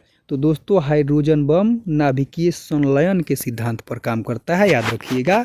सौर पैनलों में बड़ी संख्या में किसका उपयोग होता है? दोस्तों उसमें बड़ी संख्या में सौर सेल का उपयोग होता है, जो सौर ऊर्जा को विद्युत ऊर्जा में बदलता है। अगला सवाल है महासागरों से ऊर्जा प्राप्त करने के लिए कौन सा स्रोत उपलब्ध नहीं है? तो दोस्तों इसके लिए भूतापीय ऊर्जा का स्रोत उपलब्ध नहीं है, यानी कि ऑप्शन नंबर डी। अगला सवाल है ईंधन का दहन किस प्रकार का परिवर्तन है? दोस्तों ईंधन का दहन रासायनिक परिवर्तन है। आपको रासायनिक और भौतिक परिवर्तन अभी बता देते हैं। भौतिक परिवर्तन का मतलब होता है कि वह परिवर्तन हुआ और वस्तु अपने पहले की अवस्था में आ गई। जैसे कि बल्ब को जलाना है तो बल्ब को जलाए और फिर उसको बुझा दिए तो फिर पहले जैसा हो गया, तो वह भौतिक परिवर्तन है। जैसे कि पानी का बर्फ़ बनना, पानी बर्फ़ बना फिर उसको गर्म किए फिर पानी बन गया, तो भौतिक परिवर्तन। रासायनिक परिवर्तन कागज़ को जला दिए, अब वह फिर से कागज़ नहीं बन सकता है, तो यह हुआ रासायनिक परिवर्तन। तो इसमें बोल रहा है कि दहन, अगर किसी चीज़ को जला दिए तो पहले जैसा तो नहीं बनता है, तो वह रासायनिक परिवर्तन होगा। अगला सवाल है पेट्रोलियम से प्राप्त होने वाला ईंधन। दोस्तों पेट्रोलियम से प्राप्त होने वाले में डीजल है।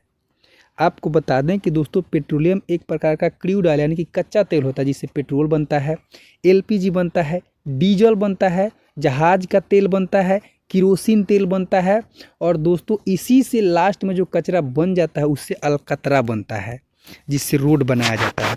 अगला सवाल है जीवाश्म ईंधन जलने पर कौन सी गैस वातावरण में मुक्त करती है? तो दोस्तों वह कार्बन डाइऑक्साइड मुक्त करती है, जिससे क्या बताए हैं ग्लोबल वार्मिंग होता है, यानी कि वैश्विक उष्मीकरण। अगला सवाल है नाभिकीय विखंडन अभिक्रिया किसके द्वारा प्रेरित होती है? तो दोस्तों वह प्रेरित होती है न्यूट्रॉन द्वारा। आपको बताए हैं कि भारी नाभिक पर न्यूट्रॉनों के प्रहार करके उसको 2 या 2 से अधिक भागों में तोड़ देना नाभिकीय विखंडन कहलाता है। अगला सवाल है ऊर्जा स्रोत के रूप में किसे सबसे बेहतर माना गया है? तो सबसे बेहतर सौर ऊर्जा को माना गया है। अगला सवाल है सौर स्थिरांक का मान लगभग कितना होता है? तो दोस्तों उसका मान होता है लगभग 1.4 किलोवाट पर मीटर स्क्वायर। चलिए बताते हैं सौर स्थिरांक क्या है। दोस्तों तो पृथ्वी के वायुमंडल में 1 मीटर स्क्वायर पर जितनी सूर्य की ऊर्जा आती है उसी को सौर स्थिरांक कहते हैं। मतलब कि 1 मीटर स्क्वायर वायुमंडल में 1.4 किलोवाट ऊर्जा हमें सूर्य से मिलती है। चलिए अगले सवाल को देखते हैं। भारत का सबसे बड़ा पवन ऊर्जा फार्म किस राज्य में स्थित है? तो दोस्तों वह स्थित है गुजरात में, इस बात को याद रखिएगा।